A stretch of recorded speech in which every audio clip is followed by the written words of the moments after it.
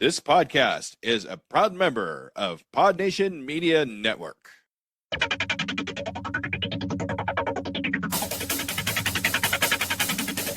Live from the KIJU studios in beautiful Ogasawara, it's the Monster Island Film Vault impromptu episode, Prophecy with Matt Walsh, but not that Matt Walsh.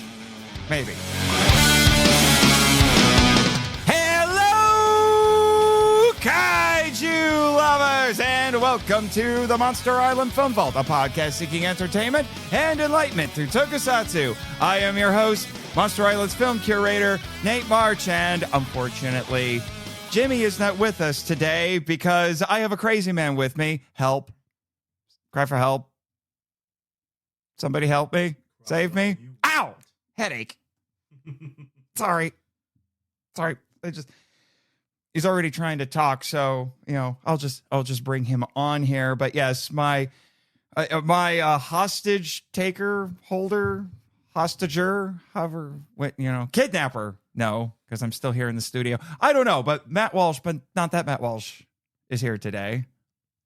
Hello, Nathan Marchand. It is me, Matthew Walsh, and I'm here to help you, and I'm glad to be here and help you watch this mediocre-ass movie. Wait. That's not how you sold this to me, sir. Yeah, until I watched it with you last night and realized, hey, this is actually pretty good. And then the last third, we'll get into it. We'll get into it. But I am happy to be here. Yeah, but if you're wondering, wait, this wasn't on the schedule. What are you doing? That's why it's the impromptu episode, because Matt Walsh... Is this on? Is this on? Yes. Cool. Hello. Hello. You're scaring me. Good. I should. You're scaring me because I was trying to say, the reason why this is impromptu and why Jimmy has the day off and is probably canoodling with his zillion wife as we speak is because this man once again has jumped to the Jimmy's intern tier on Patreon, a tier that I never thought anyone would take seriously except for this knucklehead from Chicago. I'm sorry, Chicago. Chicago. Hey, my grandmother said Chicago, and she must be right. Is she here? No. I was going to say. Who's from Chicago? Me. And you regret every second of it. Let me shake the bullets off my pants. There we go. Yeah. Yes, I'm from Chicago. Yes. Yeah. But anyway, I am very happy to be here, Nathan. Yeah, I was going to say, so he did it again. I'm like, bro, why are you doing this? He's like, I just got my tax refund. Okay, cool. But why? He's like, because I love you. That's only a little weird. All right. Not what I said. I said I support you, which is kind of the same thing. Yeah. Love is kind of the same thing. Support is love. Love is support. Yeah, exactly. So, so he's like, okay. But I didn't say that. All right. Okay, then what do you want to do? He's like, I want to talk about a 1979 movie directed by the same guy as the Manchurian Candidate that has a pseudo bear kaiju that's voiced by Megatron and played by the Predator. Oh, and Rocky's girlfriend is in it. Okay. Yeah, absolutely.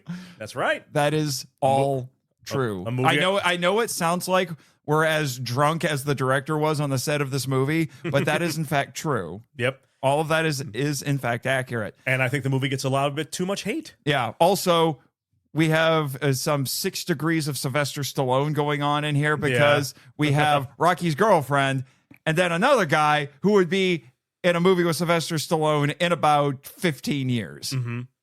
One of his best. Yes. I say with bitter irony. Yeah. Yeah. As opposed to the great Stallone movie. Rocky? Yeah, and? I thought it was Stop or My Mom Will Shoot. Rocky, Copland, and unironically, Demolition Man. Yeah, weirdly enough. All right, so. Yeah. Wait, you might be wondering, get on with it. What are you talking about? It's a weird little movie called Prophecy, directed by John Frankenheimer, who we will be getting into. And boy, did I get sick of writing his name constantly in my notes. I was like, couldn't you have had a simpler name, sir? But would Smith kill you? Yeah, seriously. John Frankenheimer. Yeah. I don't think you need to censor that one, Jed. It's fine. Jed is still here. Well, that's just his name. It just sounds dirty. Yeah. It's like Meet the Fockers. Yeah. John Frankenheimer. What'd you call me? That's my name. Yeah. Why? It's like you just had to be the son of a German Jew and an Irish Catholic. Are you German? Really? Oh, I never would have guessed. Yeah, I was going to say. No way. Yeah, Frankenheimer. Frankenheimer. That's the most, I don't know, Japanese sounding name I've ever heard. He must be Polish. He must be Polish. Yeah, you never know. All right, so we're going to be getting into that since, admittedly, we are a little bit crunched for time because you are. Yeah. Yes, I know how long we have because you're the reason. One of the reasons why you're here is because apparently somebody decided, hey, he looks fat and Italian enough. Let's make him Super Mario today. Both of those are wrong. However, yes, if you must know, I'm Matthew Walsh here, but not that Matt Walsh. I'm also a kids entertainer. I do kids parties, balloon twisting, corporate events, birthday parties, private parties, blah, blah, blah. And this company called me. They said, hey, Matthew, are you available? What's today, the 25th? Are you available the 25th to be Super Mario? And I was about to be like, no. They said it pays $500. And I said, yes. Like, do you have a Super Mario costume? I do not. And they said, do you have a Super Mario costume? And I said, yeah. Sure do. Hung up the phone, scrounged for a costume, found one, and then I realized, wait a minute. And I looked it up online. Nathan, you are 10 minutes from the gig that I get paid for. And I thought, march in. Let's make a day of it. Here's some money. Let's do a podcast. What do you say? Yeah, exactly. Yeah, exactly. Might as well. Like the gig is literally 10 minutes down the road. Yeah. I thought, hey, let's do a thing of it. Let's make an episode about it, huh? Yeah, why not? Mm-hmm. Why not? So, yeah, so that's the whole thing. So, we figured, why not? And now you have to listen to us talk about this movie. Yeah, you do. Yeah, you do. So, thanks for that funny how I got to the island story. Let's get into this, shall we?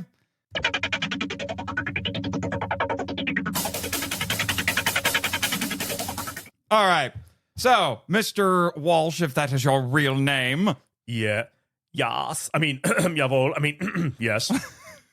All right. So, because this movie is semi-obscure, what is it actually about? Tell us while we loop in some mood music. Well, John Frankenheimer's 1979 film Prophecy, written by David Seltzer, is a 1979 horror film about ecological horror film, starring Robert Foxworth and Talia Shire, known for Rocky and The Godfather. Robert Foxworth plays a doctor who's sent off to an Indian reservation in Maine to investigate a series of illnesses that are happening amongst the local people. And when he gets there, he sees that there is a great conflict between the local people and the local paper mill. They're at odds with each other. There's deaths in the forest. People have been killed off. And the local paper mill thinks that it's the Native Americans killing off people against the right to fight off the paper mill. However, as the film goes on and on and on, Robert Foxworth, the doctor, discovers that there's a lot of mutated animals plaguing the forest. Giant salmon, rabid raccoons, sick animals. And so a tadpole the size of a bullfrog. And they discover that the paper mill has been poisoning the water with mercury as a cheap agent it uses a cheap agent to keep the wood fresh and to keep the wood sustainable as they float it down the water. But then they find out that in the forest, these murders are being carried out by a giant mutant bear in the film named Katahdin, or Barbara. We will get to that. And as they try to race against time to stop the monster, they also it's also a warning against the horrible repercussions about polluting our environment, which the film does get along very well until it doesn't. Mm-hmm. John was drunk. Hashtag John was drunk. Hashtag John was drunk. And so they must stop this. They must not only must they warn the others and stop the paper mill from poisoning the forest, they must stop this giant mutant bear. You also forgot the complication that Talia Shire is pregnant. And also, yeah, one of the big hooks of the movie is that they find out that Talia Shire finds out she's pregnant and also finds out that she had eaten some fish that might have been poisoned by the mercury. We'll get to that. And that's kind of where it stops. Yeah, we'll get to that. Yeah, so... Yeah, it's an eco horror movie, which some call a bit of a lost art. By the way, thank you for not plagiarizing the Kino Lorber back cover copy on the Blu-ray. I was going to, then I thought I thought I was going to. I thought you've seen the movie, yeah, you know what it's about. Yeah, well, not the listeners necessarily. Yeah, to me, I was like, Matt, you know the movie, you know what it's about. You don't need to, by the way, to get this thing across. Yeah, by the way. Usually this goes without saying, but it's kind of necessary to bring this up right now. Spoiler warning. Oh, yeah. Because you would think that you can't really spoil a movie like this, that it would be just, kind of a by the numbers, ecological horror movie. But nope, we have to. There are reasons. We kind of have to get into it. We kind of do. There are reasons, because let's just say... hanging out in the KIJU screening room for this, there was a part of this movie that wrecked me. Oh, I've known this man for a couple of years. I've been on this podcast. We share a room at G-Fest. This man, ladies and gentlemen, was wrecked by this movie. There was one part in particular, again, spoilers, but this man was wrecked. I was going to say at least 30 minutes of having to deal with it. Yeah. I have an appropriate button for that will be getting used when we get to that. But anyway, does it yell "Holy crap"? It's sort of. Anyway, the regular listeners will know what I'm talking about here. All right, but we have a lot to get into right now, so I'm going to get into some preliminary information about this. In particular, we're going to talk at least for a few minutes about, as much as we're going to joke about him being inebriated this entire production, almost as bad as Jimmy, back in the day. You should see how he looked sometimes when he came to work. But and I can say that because he's not here anyway. I am getting inebriated. Yeah. I'll gladly take his place. This one's for you, John. John. Just following suit, John. You're my hero. Yeah, but anyway, I'm going to get into some stuff about Mr. Frankenheimer, because this will probably be the only time that one of his movies fits the purview of the podcast, even though he's got an impressive body of work. But our cast here today, we have... You mentioned a couple of them already, but we do have Robert Foxworth as Dr. Robert Verne. And then we have, Robert Foxworth has done, he's not a major name. He's a star of this movie, but he's not a major name. The funny thing is, I could potentially talk about him again to your chagrin, because he's Ratchet in the Bayformers movies. In the Michael Bay Transformer, he's Ratchet, which, by the way, weird connection, but... I will get into that. Yeah, I was going to say. I will get into that. That's not the only. That's going to be funny. That is not the only, Michael Bay connection with this one. And then, obviously, we have Talia Shire, probably the best known actor in this. So, as Maggie Verne, so she's the wife. Dr. Robert Verne he's basically a doctor. Yes. And he gets hired on to go look into this stuff because of all the problems that are going on. Yeah, the Native Americans are getting sick. Yeah. Stillbirths, so he's there to investigate. Yeah, and because the paper mill is trying to get stuff done, and right. And the Native Americans are hindering that. But yeah, so she was, so what I should have said is that she's Talia Adrian Shire, because she was Rocky's girlfriend and then later wife. So this was made between Rocky 1 and 2. In fact, it was right before they were supposed, she was going to be in Rocky 2. And supposedly, this is what was confusing with the research I did. It was mentioned that Sylvester Stallone had to rewrite the end of Rocky 2 because she was in this movie, but it didn't explain what that was or why. My guess is that it was a scheduling thing. Yeah. Had to write her out, then write her back in. Yeah. She wasn't there. Hey, we need her for this scene. She's not here. What do we do? Write something else. Yeah. Kind of thing. And then continuing on the 6 degrees of Sly with this, the next one we have is Armand Assante as John Hawkes. And I was looking the whole time I was watching the movie, I was like, he looks familiar. Why does he look familiar? It's one of those, like, I know that guy. He's one of those I know that guy actors. I'm like, how do I know that guy? And then you said like, was it you who made it clear? Yeah, you said like, I was like, oh, he was in Judge Dredd, and I'm like, really? Oh yeah, he was in Judge Dredd. He was the law. He was that guy. So I'm like, wait a minute. I was like, wait a minute. So we have an actress who was just in a Sylvester Stallone movie and a guy who will be in a Sylvester Stallone movie. This is a small gift, contains the meaning of life. What is the meaning of life? It ends. How is that this movie has more dignity than that movie? That's not hard. This performance has more dignity. True. True. That's not hard. And then we have Victoria Racimo as Ramona Hawks. So his character's wife. Pretty lady. Yeah, she is. Richard A. Dysart as Bethel Isley. This guy. Hello, Mrs. Bronson. It's me. Yeah, well, yeah. You keep thinking that he's using a transatlantic accent about 30 years too late. This is how he talks in the whole movie. His voice. Hello. Why do you think he sounds like my friend Raymond at the Monster Island Legal Action Team? You might know him from, listeners, John Carpenter's The Thing. That's right. He's the guy who gets his arm bit off. Yeah. Clear. Yeah, so there's a strange amount of pedigree in this movie. Bizarrely. I told you that. There's a lot of pedigree here. Yeah, yeah. And he's the closest that we have to a villain in this. Because a human villain, he comes, at first you think he's going to be like your typical, almost cliche kind of corporate bad guy, but it doesn't go as far with that as you would think. Right. He's not a mustache twirling villain. He's not going, screw these people. Kill them. Blah, blah, blah, blah, blah, blah. And when you watch the movie, he's got some legit... I deny the existence of the bear. Yeah, he's got some legit inquiries toward why he does what he does. Yeah. He's not... I mean, he is the bad guy, but he's not just a one-dimensional muahaha. Yeah. I'm the villain. Or just greedy. Like exactly, most corporate... corporate bad guys are kind of overused, and they have incredibly simple motivations. Writers don't invest enough time in giving them any sort of dimension. It's just like, I want money. Do not care about what I need to make money. But he's got some dimension to his character. Yeah. We see later he does. Yeah.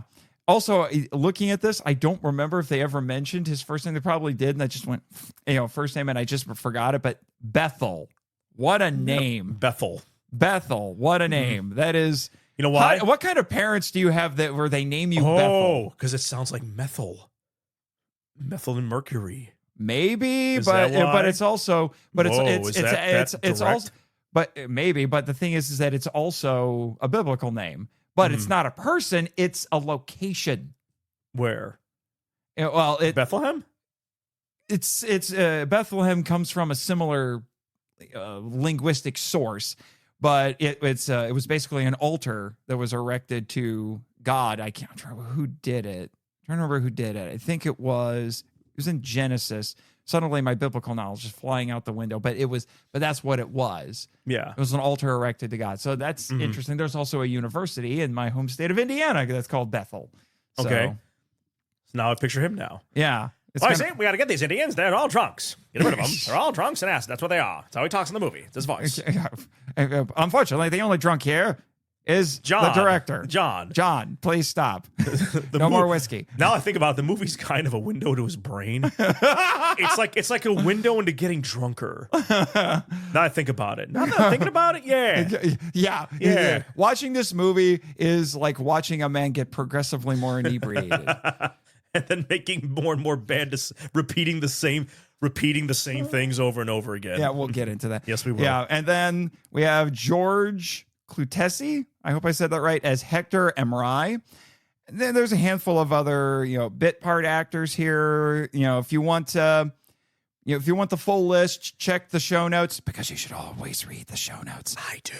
For the full list of sources, so you can fact check and or study further. But we would be remiss, and actually this needs to be a little bit longer, but we would be remiss because this is largely a tokusatsu and kaiju podcast, and we love suit acting around here because suit actors are real actors. They are. So we're and voice actors as well. Or so in this case, mimes. Yes, they're credited as mimes. So we're gonna bring up the suit actors and voice actors for our monsters here. So unfortunately, Wikipedia was not kind enough to list both of them. But our primary ones, I should say, is we have Kevin Peter Hall as Katahdin, which is, well, we'll get to the name of the monster a little bit later. But you may not know that name, and you may not know his face, but he's played one of the most iconic movie monsters of all time, and it's not this one. Give you a hint. The Predator! Get to the chopper! Get to the chopper! Yeah, the guy look at that over there. It's a bear. I'm here. Do it. I'm here. Come on. Do it. Do it now. Yes, the Predator is in this movie. This man, all 7'2" of him. Oh, jeez. Richard Keel. God. No, Kevin Peter Hall. Richard frickin' Keel. Kevin Peter Hall. Yeah, and also, who else played the bear? Tom McLaughlin. Better known as the director of...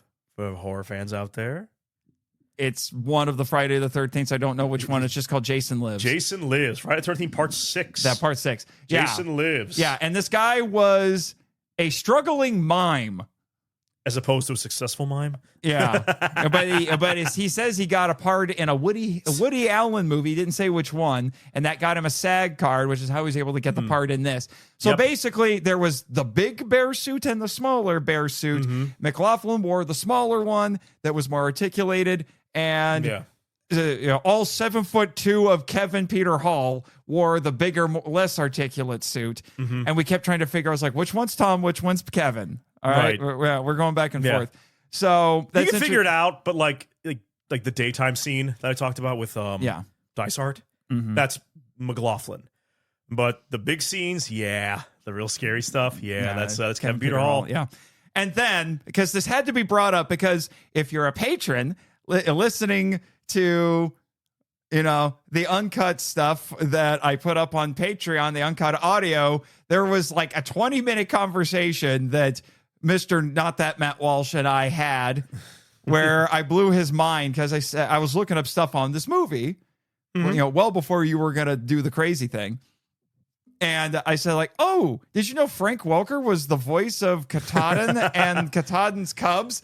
And you're like, who the heck is Frank Miller? Not Frank Miller. That's wrong, Frank. I know who that is. Yeah, who the heck is Frank Welker? He's like only one of the most prolific voice actors of our generation. And then you pulled up his... I guarantee you, he voiced most of your childhood. And then I just started going through his filmography, and I was like, oh yeah, like you see, he was the original Megatron, he was Slimer in the Ghostbusters cartoon. Yeah. Like I'm just going through, it's like all of these major roles, and then I was like, oh, also when he wasn't playing iconic characters, he was doing monster and animal voices. Yep. He was even Godzilla. He was Godzilla in Godzilla 98. In the 98 movie? Yes. I think anything that wasn't like the actual war, but like the grunts, the groans, really? and that was him. Are you serious? Yes. 98 Gino. Yes. 98 Godzilla. Yes. Oh. Why? And I'm about to make this even weirder for you. So like you have that. So like it's freaking Megatron. Okay. All right. Mother trucking Megatron is in this. And you know what? And just to make this even weirder. So we have, think about this, the same monster. Voice, suit actor. We have the guy who would go on to do the suit acting for the Predator is doing a good chunk of the suit acting here. Voiced by Megatron. Who voiced the Predator? Peter Cullen. Peter Cullen. Who was Optimus Prime. I am Optimus Prime, and I will not play a giant mutant bear. Decepticons, roll out. Autobots, you moron. Whatever, same thing. No, it's not. Autobots, roll out. There you go. Now, so you have that. So there's that weird connection. So, kind of oddly there. But but here's the other thing. Peter Cullen, this is not the only time Peter Cullen has played a rival in one form or another to Frank Welker. Because guess what Peter Cullen did, though he went uncredited? Peter Cullen? Yes. In this? No, not in this, but elsewhere. What? He did the voice of Kong in Kong 76. Oh, yeah. Peter Cullen did, right? So we have Optimus and Megatron. Weird connections there. And we have Kong and Godzilla. Which, by the way, Peter Cullen's voice acting, now that I remember this now, I watched the behind the scenes. Peter Cullen said that he was coughing up blood For the Predator? for Kong. For Kong. He was in Kong, and then he had to do the voice of Predator. And then he said, like, I can't really do the voice of Predator. I'm coughing up blood after Kong. I can't do it. In that case, it would have been King Kong Lives. Exactly. But King Kong Lives, thank you. Yeah, but I'm pretty, if I remember right, I think he did it in 76. 86. No, 76. 76 was Kong. Yeah. 86 was King Kong Lives. 87 was Predator. Predator. So they were in pre-production of Predator, but he's like, I can't do Predator. I'm coughing up blood. I can't do it. But then he goes, how about this? And they go, perfect. He goes, phew, dodged a bullet. Yeah. It's just like when he, the reason why he performed Optimus Prime the way he did is because he would record for Transformers in the morning, but in order to save his voice so he could go do the stuff he had to do in the afternoon, he would, even though it's a cartoon, he's like, you expect that there's going to be a lot of yelling, big performances, but he would intentionally, he played Optimus more stoic, more controlled, so he could save his voice, but also was because, one, he was taking inspiration from John Wayne, and he had a brother who was a Marine. Yeah. And when he told his brother what kind of a character he was playing for this show, his brother's advice to him was, be strong enough to be gentle. Okay. That's good. Because and his brother would know. His brother was a Marine, so he says that there's a lot of his brother in Optimus Prime. I am Optimus Prime. Autobots, roll out. All right, so Slay Queen. Back on track. All right, this is the problem with not having Jimmy here to reel us in. Let's get back on track, please. Yeah. So here's our crew here, and I'll get more into him and here in a second, but I got to rattle off these names. So we have John Frankenheimer. That's my boy.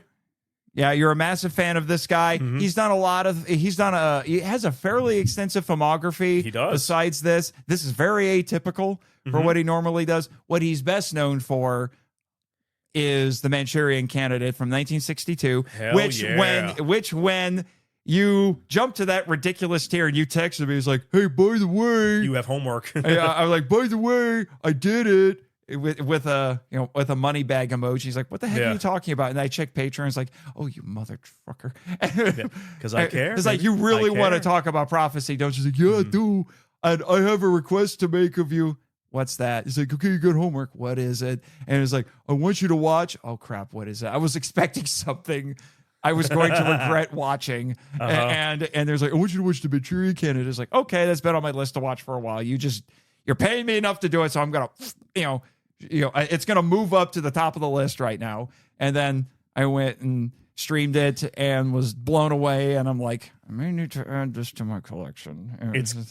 Now, to the listeners out there, I know we're here to talk about Prophecy, a horror movie, tokusatsu, but take something else away from this episode.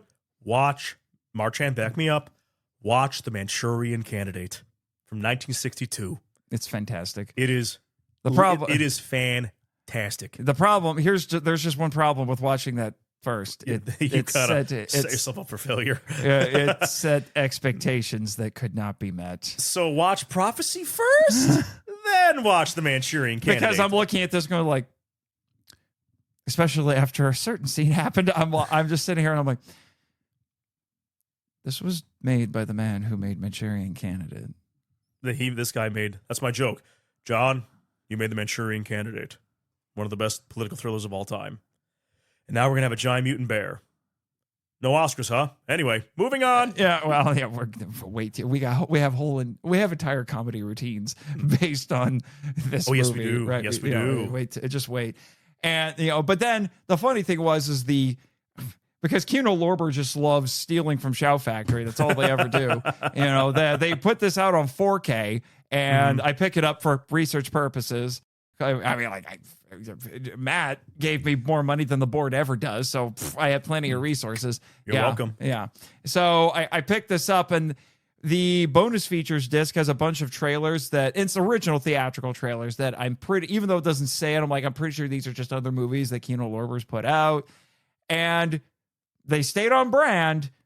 About 2/3 of the trailers that were on here were for John Frankenheimer movies. So I'm like, I should watch some of the rest of these. And I'm sitting there and I'm thinking, it's like, okay, they're arguably better than this one. But I'm like, the man who made The Manchurian Candidate was reduced to making movies for canon in the 80s and a couple of action movies that when I watched the trailers, I'm like, oh yeah, I remember when these came out. These scream 90s so much it hurts, particularly Reindeer Games. Oh. Reindeer Games felt incredibly 90s, but then you had, a movie that I've been meaning to watch for a minute called Ronin that has Robert De Niro in it. And I'm like, oh, that actually looks like an arts, like it's not artsy. It's more not maybe not artsy, but a more, it's not like quintessential 90s action movie that, so 90s it hurts. It feels a little transcended from the time frame. Although admittedly, one of the other ones that was on there, even though it came across like a canon movie, I'm like, this might be covering this might be the closest I could ever get to talking about him again on this podcast. Maybe we should do an MFE Max episode on it because it's the challenge, which is because it's kind of in the purview. It's basically an 80s action movie set in Japan that reminds me suspiciously of stuff like Enter the Ninja and Revenge of the Ninja from canon films. See, it's weird because one of his other movies, as a big fan of John Frankenheimer, as the Frankenheimer purist here, canon film, he made the movie 52 Pickup for canon films. But which has Roy Schneider in it. Roy Schneider. Even when he's making bad movies, he's working with big stars. It's Roy Schneider and Margaret. Big actors. And John Glover plays the villain. If you don't know who John Glover is, he's the crazy scientist from Batman and Robin who turns Bane into the monster. And he was Lex Luthor's dad. And what a charmer he is. That's John Glover. Yeah. But the 52 Pickup is like the least canon film.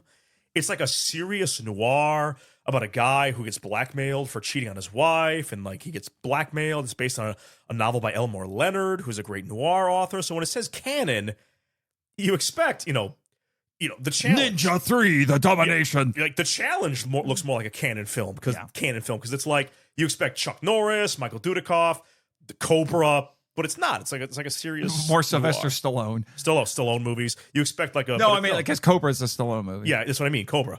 But like it's actually like a very serious, down to earth noir. Yeah.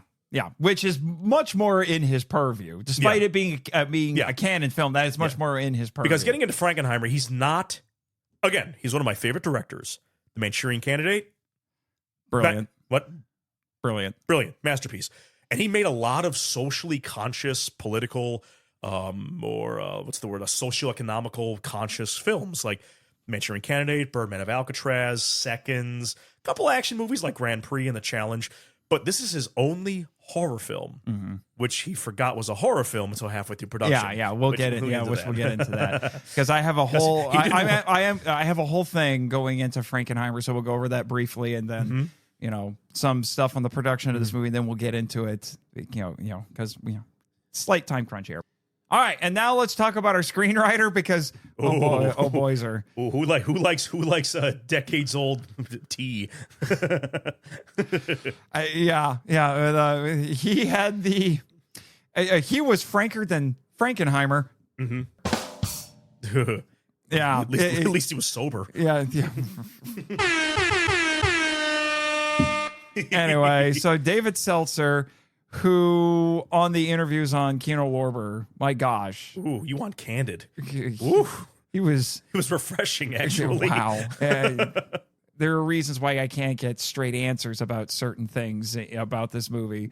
And Mr. Seltzer's one of them. We'll get into it. But he was a bit of a hot commodity screenwriter at the time. Somehow. He had written The Omen with who was in that one? Gregory Peck. I was thinking and Gregory Richard Peck. Donner directed. Yeah, Richard Donner directed. I was trying to remember. I wanted to say it was Gregory Peck, but I'm like, I could be wrong. But Gregory anyway, Peck, one of my favorite actors as well. Yeah, very underrated. No, not underrated, but he's one of my favorites. Yeah, Kill a Mockingbird. Fantastic actor. Yeah, and also Bird on a Wire. And he had also written the novelization. He was a novelist as well for The Omen, and he also wrote the novelization for this. And we'll have to get into it. I have to order a copy. Got $6. Not right now because you gave me 100. Well, then give it back. I want to order a better copy. Yeah. And then our producer was Robert L. Rosen, cinematography, which is kind of important for this because I was underwhelmed by what I saw in this after seeing Manchurian Candidate. You have disappointed me, John. Anyway, by cinematography by Harry Spradling Jr. Our editor was Tom Rolfe, and boy, did he have his work cut out for him in this one. Make the monster look good. Oh, glug. Music by Leonard Rosenman. Two-time Academy Award winning Leonard Rosenman. He did this man worked with Stanley Kubrick, Barry Lyndon. Bizarre amount of pedigree here. Yeah. And then we also had makeup effects by Tom Berman, who was also interviewed on, well, it was really by Shout Factory. Yeah. But, but it was, They just went, it was ported over by Kino Lorber because that's all they do. But, and then distributed by Paramount Pictures. And I can't ever see the Paramount logo without thinking of Star Trek because I'm that guy. Oh, Leonard Roseman, who did the score, also was the Academy Award nominated composer for Star Trek: The Voyage Home. No wonder it sounded familiar. There you go. That's him. I kept thinking this sounded like a Star Trek score, but I wasn't sure why. Is this the one with the whales? Yes. The Voyage Home? Yes. That's him, yep. Another ecologically minded movie. He has a Go thing. figure. Go figure. All right. So, there's our cast and crew. So this movie itself was released June 15th, 1979, which was the same month as Alien. There are reasons it got buried. A little bit. Basically, anything that this movie does well, Alien did better. Well, you can say that about a lot of movies. To be fair. Yeah. To be fair. Now, funny enough, Yeah? this movie is technically successful. Yeah. Because at least according to Wikipedia, so this could be wrong, but weirdly enough, there weren't very many places that told me what the budget of the movie was. But it supposedly had a budget of $9 million, made $22.7 million at the box office. A profit? Yeah. It was a profit. Yep. Prophecy. Ooh. That was bad. Yeah. I'm ashamed. There you go. That's better. That's better. I'm ashamed. Yeah. Shame. Anyway, and according to what I read, it opened at 775 screens and grossed, wow, a good chunk of it's like a modern movie. Most of its box office comes from the first weekend. Yep. It made $6,720,000 its first weekend. Oh. Out of 22 million. Ouch. The fact that it made money at all. Now, is that a legit number that you found? Okay. To make 25% of its box office in its first weekend. About Okay. 25%. Yeah, but again, what movie came out the same year? Oh, yeah. Alien. Sorry, movie. You get buried.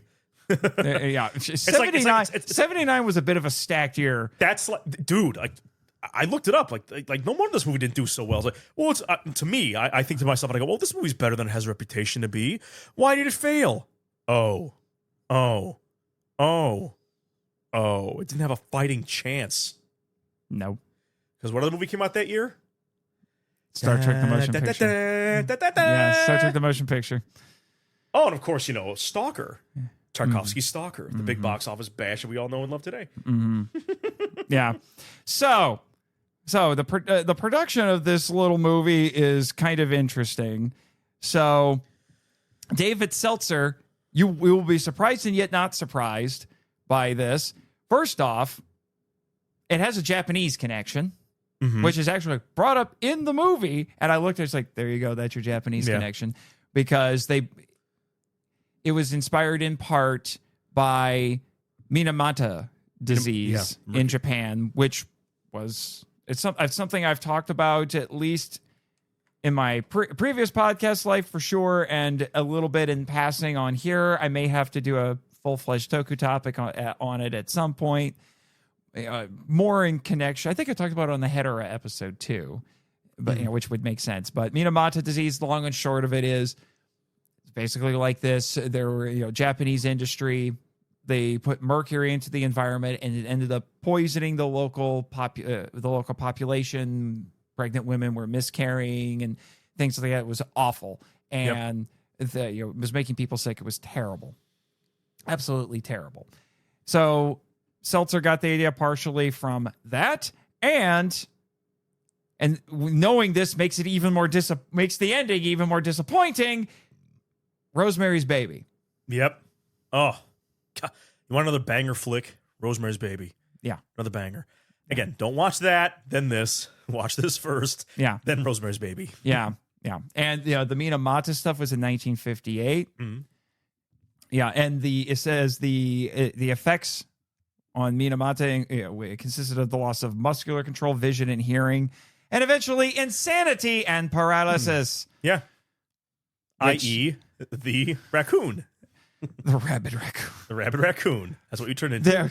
The running theme in my notes was that was not on my bingo card today. Yeah, 3 times you wrote that down? At least a handful of times. Yeah. The rabid raccoon was not on my bingo And we'll get to the card one today. scene. Yeah. We'll get to it. Yeah. Now, it should be noted that Seltzer's novelization, it just says it has a lot of differences. Nothing I looked at really explained what it was. Weirdly enough, Tarantino had some things to say about the novelization in the movie itself, which we'll get into. And, the tagline for the novelization was a novel of unrelenting terror. Ooh. Also, for some odd reason, Unrelenting. Wow. Also, for some odd reason, sometimes because I guess people didn't understand, because even I'm like, why is this movie called Prophecy?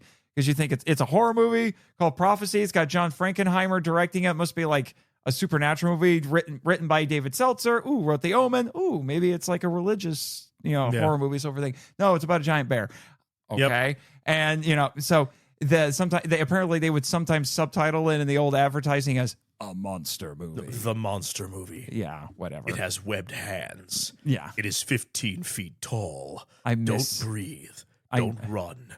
Don't move. She will find you. She will kill you. That's the trailer. Yeah, I miss those trailers. I miss trailer announcements. Oh, those were epic. Yeah. Yeah. So, yeah. So I found all that. He was a horror superstar, Mr. Seltzer. Yeah. Here's a line from Tarantino talking. I do know the original ending of the book. Yeah. Which would have made the movie a lot better. Yeah. And here's a line I did get from Tarantino's, I guess, essay on this. And all I have to say, Mr. Tarantino, because I know you're listening, you're a brilliant filmmaker, but you are in desperate need of a copy editor. Mm-hmm. Just saying. Anyway, so he said, so I read Seltzer's book, and remember, his novel version of The Omen was dynamite and deserved all of its success. Well, the book's even worse. Of what, Prophecy? Yeah, because it's even more strident, more pompous, and more cocksure. Oh, he thinks he's fancy using words like cocksure. He just looked that up. Yeah, a cocksure of its own self-importance, and none of it is relieved by the film's unintentional humor. End quote. Okay. Yeah, I got a love-hate thing with Tarantino. Yeah. Sorry. I love him. Love his methods, but his opinions, I'm like, grain of salt. Yeah. Grain of salt. Yeah. It should also be noted, and this has been brought up before.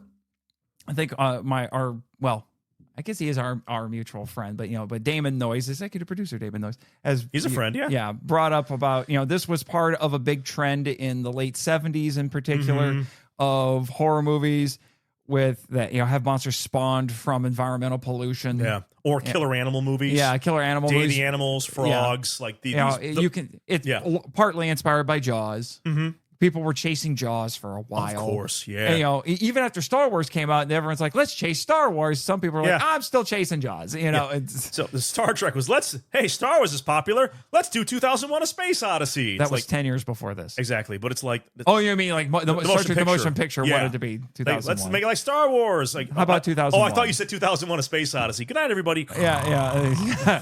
Hey, that was Robert Wise, sir. Yeah, and so? This is John Frankenheimer. What's your point? Everybody makes a dud. Robert Wise only directed my favorite musical. Shut up. Rooftops. West Side Story. Oh, okay. West Side Story. Anyway, so this was following in with that trend. Mm-hmm. This is both an animal film and an ecological horror film. Yeah, it's like those are big. And monster movie, pseudo kaiju. Yeah, that was something you were telling me, because I'm like, there's a disgusting lack of mammalian kaiju in cinema. Yes, there are. And most of the ones and out of all the few that I can think of, none of them are bears. And you're like, I know one. And then you told me about it. It's like, even if the thing's 15 feet tall, that's closer to like, original King Kong levels there. So Son of Kong. Is Son of Kong, which is like, Yeah.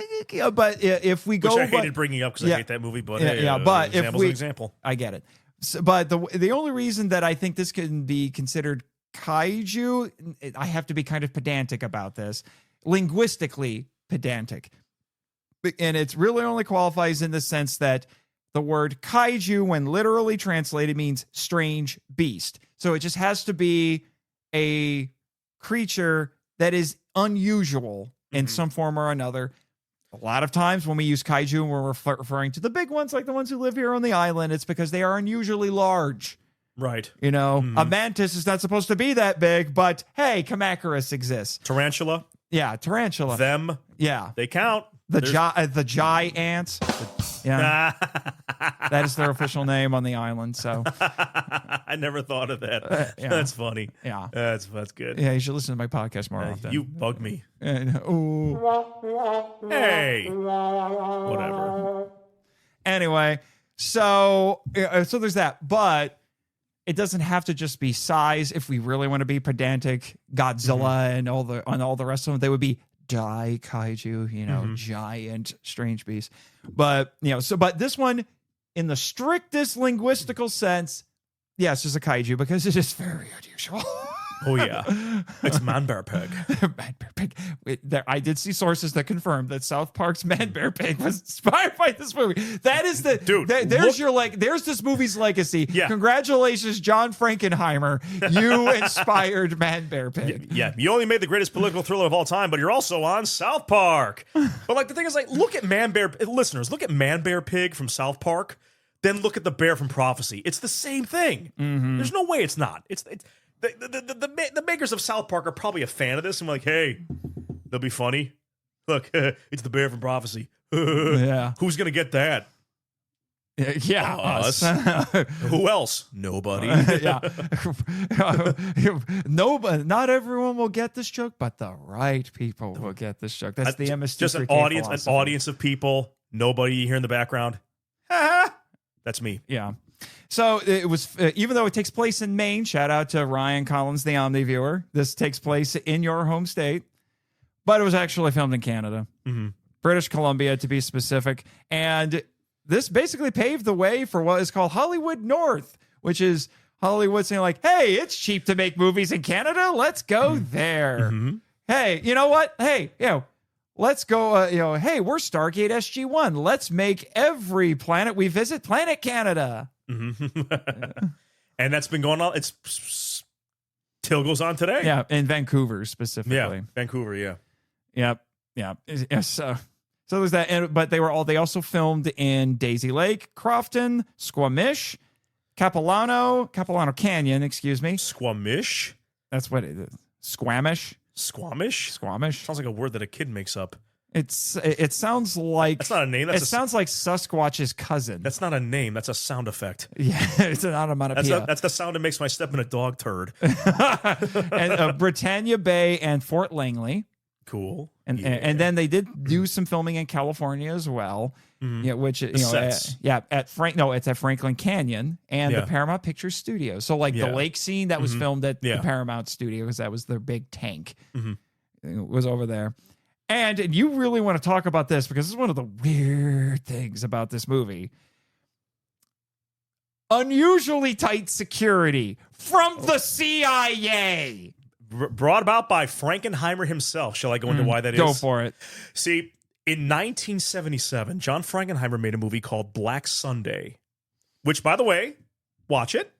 Excellent movie. Robert Shaw's in it. It's about a blimp. These terrorists fill a blimp with explosives, and they're going to blow it up over the Super Bowl.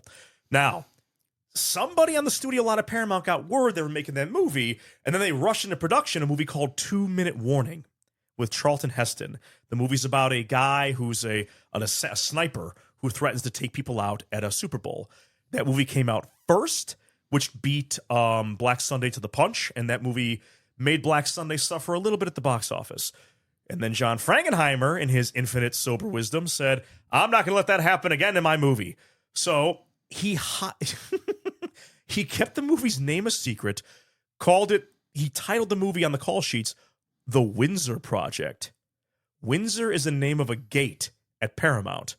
And then he hired ex-CIA agent John Shirley to make all the crew take a loyalty oath and made special badges that only they could enter the set. Not even the producers could enter the set. And so they had to be coded. Oh, and the call sheets. If you don't know anything on a movie, they have a call sheet. Like the director's needed, the actors, producer, blah, blah, blah. They had a coded call sheet. And so Frankenheimer, with his paranoia of the Black Sunday movie losing money, it hired a CIA agent to keep everything a secret and to make sure everybody fall in line. Mm-hmm. Which is just crazy, especially when you're considering the movie. Well, yeah, and considering this is John Frankenheimer, who did Manchurian Candidate, that there had a long-standing myth that it was taken out of theaters by Frank Sinatra, because Frank Sinatra is one of the stars of that movie. Yeah. Because of the Kennedy assassination, because without getting too spoilery about it, the end of Manchurian Candidate is eerily prescient. Mm-hmm. Prophetic. Not only of the Kennedy assassination, but also of a certain assassination attempt in 2024. Yeah, absolutely. Yep. It's scary. Nothing's changed, baby. Yeah, nothing has changed. So but it was just weird that he hired a CI. Can you imagine the producers like, I'm going to hire a Frankenheimer? Yeah. I'm just imagining that the CIA is like, hey, that guy John Frankenheimer, he put up Manchurian Candidate. Yeah. Well, that's a little disconcerting. Give him security. This guy knows about paranoia. Yeah. Also, Tom Berman. There's another CIA connection. Tom Berman, who was interviewed by Shout Factory, said that the first studio he ever created to do makeup effects, and suit making, suit making and all that, was not necessarily to make movies. It was to make disguises for the CIA. Please tell me that's been declassified, because you are just talking to Shout Factory about it.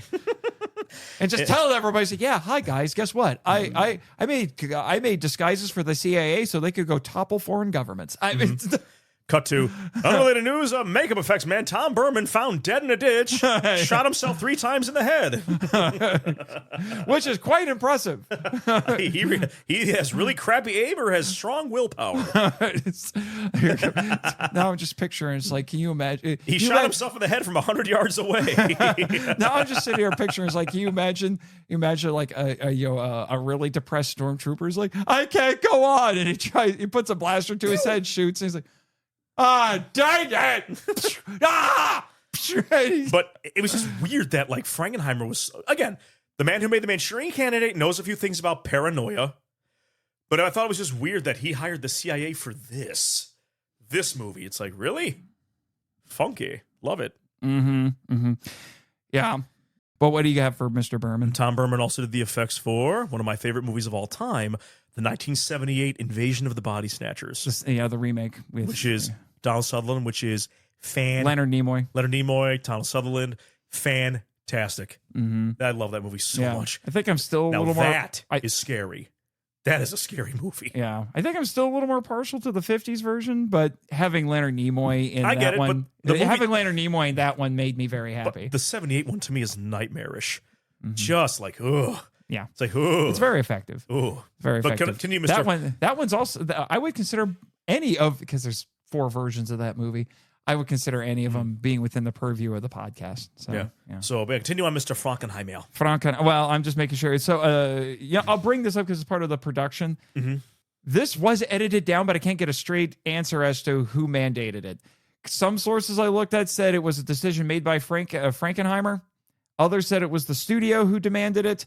But to your surprise, I was like, yeah, this isn't an R-rated movie. He's like, it's not? It's like, yeah, they edited it down to a PG, but it's 70s PG. PG, like Jaws PG. Yeah, it's Jaws PG, so it's basically PG-13. Yeah, because this was back when PG still meant something. Absolutely.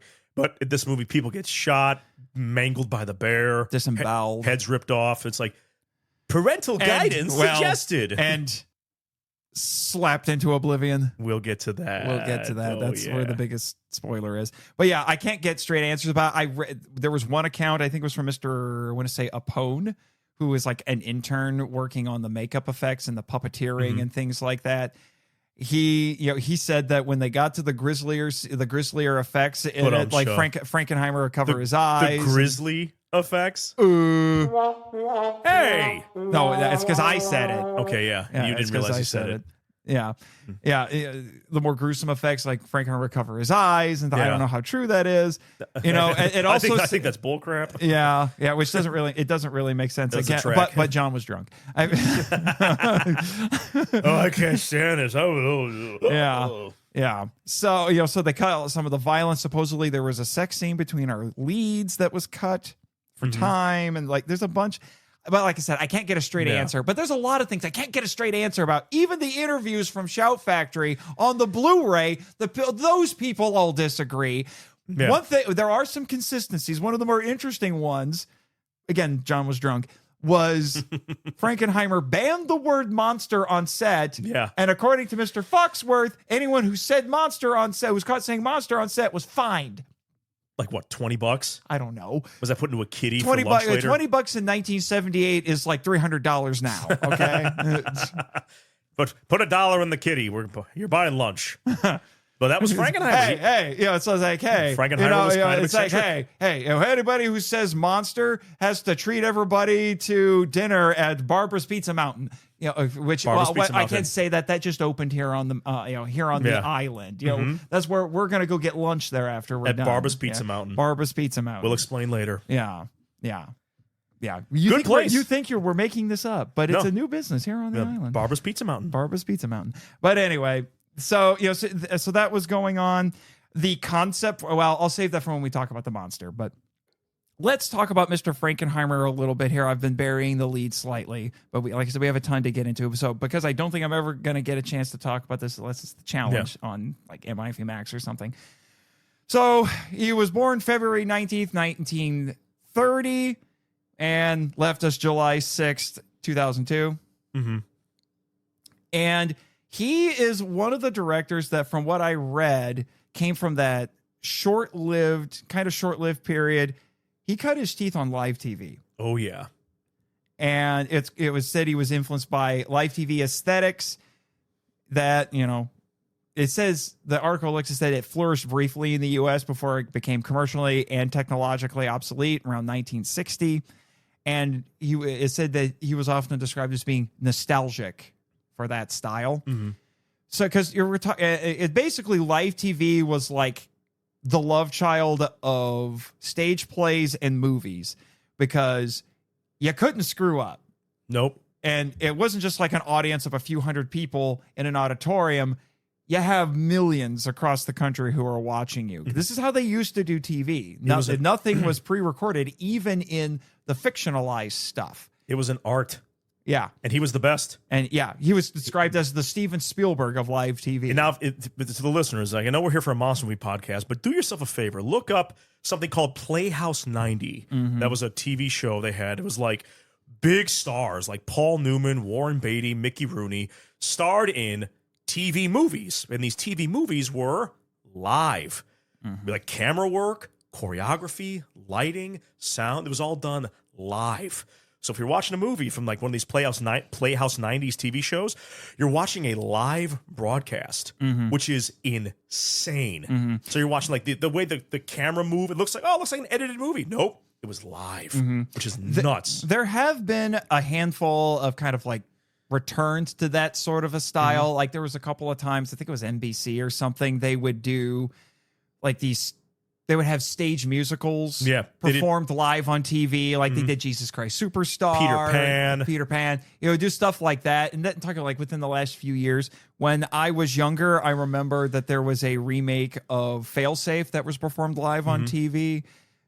Interesting, very interesting movie from like made back in the during the height of the Cold War. Walter Matthau and Henry Fonda were in it. Yeah. But this one was actually a pretty good remake from what from what I saw.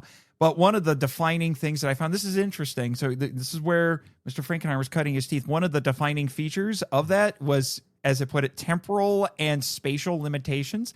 So they could only do something that could be shown in an hour or a half hour, and they had to use a small space. And you said you had a young generation of TV writers, and one of these names is one who is very near and dear to my heart. I don't recognize the other two, But like we're talking some other people who came up in this era were people like Rod Serling, Absolutely. genius, creator of the Twilight Zone. Frankenheimer directed several TV movies written by Rod Serling, including one called The Comedian, starring Mickey Rooney. There you go. That one is outstanding. Yeah, as well as a couple of names here from this article I read. They mentioned Paddy Chayefsky. Chayefsky Sounds very Russian. He did Network, The Hospital, that's true. The Network, Paddy Chayefsky did The Network, The Hospital, Marty. He's one of the best screenwriters of all time. Yeah, and Reginald Rose. And 12 Angry Men. Yep. And, I know that one. That's 12 Angry Men. And so they had to use quote unquote cramped blue collar settings, and the nickname for that was kitchen drama. Mm-hmm. You know, because it was easy to stage that live. You couldn't do anything terribly elaborate because you would need post production to do a lot a lot of that. Mm-hmm. All right. But dude, what a lineup of clout. Yeah. Paddy Chayefsky, Reginald Rose, Rod Serling. Mm-hmm. Oh man. Yeah. So that's the where he came up with along with people like that. Yeah. So and so he was interested at this article said he sought material and visual strategies that expanded on the boundaries of what could be done in live TV. And he cited some of the people that were cited in this article, and I'll get to I found an interview from 1996 when he was promoting maybe this one could be covered on the podcast. I guess this is true. This one could be covered on a podcast because believe it or not, he also directed the notorious Island of Dr. Moreau. Yep. With Val Kilmer and Marlon Brando. That's right. He directed Marlon Brando and the which he said was one of his dreams to direct Marlon Brando. Mm-hmm. And in the same interview, he said, "You know who else I'd love to direct? Robert De Niro." And then cut to Ronin the year after. His dream came true in a total nightmare. Yeah. That's what Island of Dr. Moreau was. Yeah. Oh. Well, no, I'm talking about Robert De Niro. But he also he mentioned that some of his influences were William Wyler, Billy Wilder, Alfred Hitchcock. George Stevens and Carol Reed. Oh, Carol Reed, the third man. Yeah, and it also says that his primary mode of long takes and deep focus lenses, again coming from TV, he were compared to Orson Welles or Max Orfels, according to this article. And let me see, where are some? Love a poet is Max Orfels. Yeah, I'm trying to, let's see, where's that interview I found where he mentioned some other people he really admired. He also admired Francis Ford Coppola, Martin Scorsese. Should. By the way, Apocalypse Now, same year as Prophecy. Mm-hmm. Scorsese, of course. No wonder it got buried. Jim Sheridan, Oliver Stone. He also says that he likes James Cameron and Ron Howard. Good. Those as well as Jonathan Demme, I think that's how you say it. And Silence of the Lambs. And Mike Nichols. Mike Nichols, he did The Graduate. Yeah. So those are just like between that article and that interview. He's got like taste. Those are some people. He's got taste. Those are some people he really like. Maybe not in movies, but maybe not in scripts, but he's got taste. Yeah, I'm still trying to figure out how he got liquor there. Too. Yeah, I'm still trying to figure out how he got there. So this article goes into a lot of stuff about the kind of movies that he was doing and what his style was. He was very prolific in the 60s, and he did what's called the Paranoia trilogy, which included Manchurian Candidate as well as 7 Days in May and Seconds. 7 Days in May, written by Rod Serling. Yeah, and and stuff like he had a hard action trilogy with like The Train, Grand Prix, The Horseman. He liked focusing on conflicts between men in the context of combat or sport. Well, it makes for great conflict for a screen, for a film. Yeah. He also did, he did what was called the Rural Trilogy, All Fall Down, Gypsy Moths, I Walk the Line, not the one about Johnny Cash. That's one with Gregory Peck. Yeah. And he plays Gregory Peck in the film, and he's a fantastic actor. That says this is how the article put it, because it's a very smart British article, because from what I'm reading here, which privilege atmosphere over middle American settings over plot and suspense. I'm sorry, what? Say it again. Basically, it's saying like it prioritized atmosphere, and it was set in middle America, and it prioritized all that over plot and suspense. Hard disagree. Yeah, his movies are. But no, these three. Which ones? All Fall Down, Gypsy Moths, and I Walk the Line. Okay, that's true. Yeah. Okay. Yeah. And then don't say that about the Manchurian Candidate. Yeah, you shut your mouth. Definitely not. You shut your dirty mouth. It also says Frankenheimer was influenced by Cinema Verite, which I had to look up. It's a term I've heard before. And according to Wikipedia, this is a style that combines improvisation and the use of the camera to unveil truth or highlight subjects hidden behind reality. It's actually a documentary style. John Cassavetes was a big proponent of that. Yeah. He was the John Cassavetes, actor, director. He was very, same thing, same school of filmmaking, very improvisational. Yeah.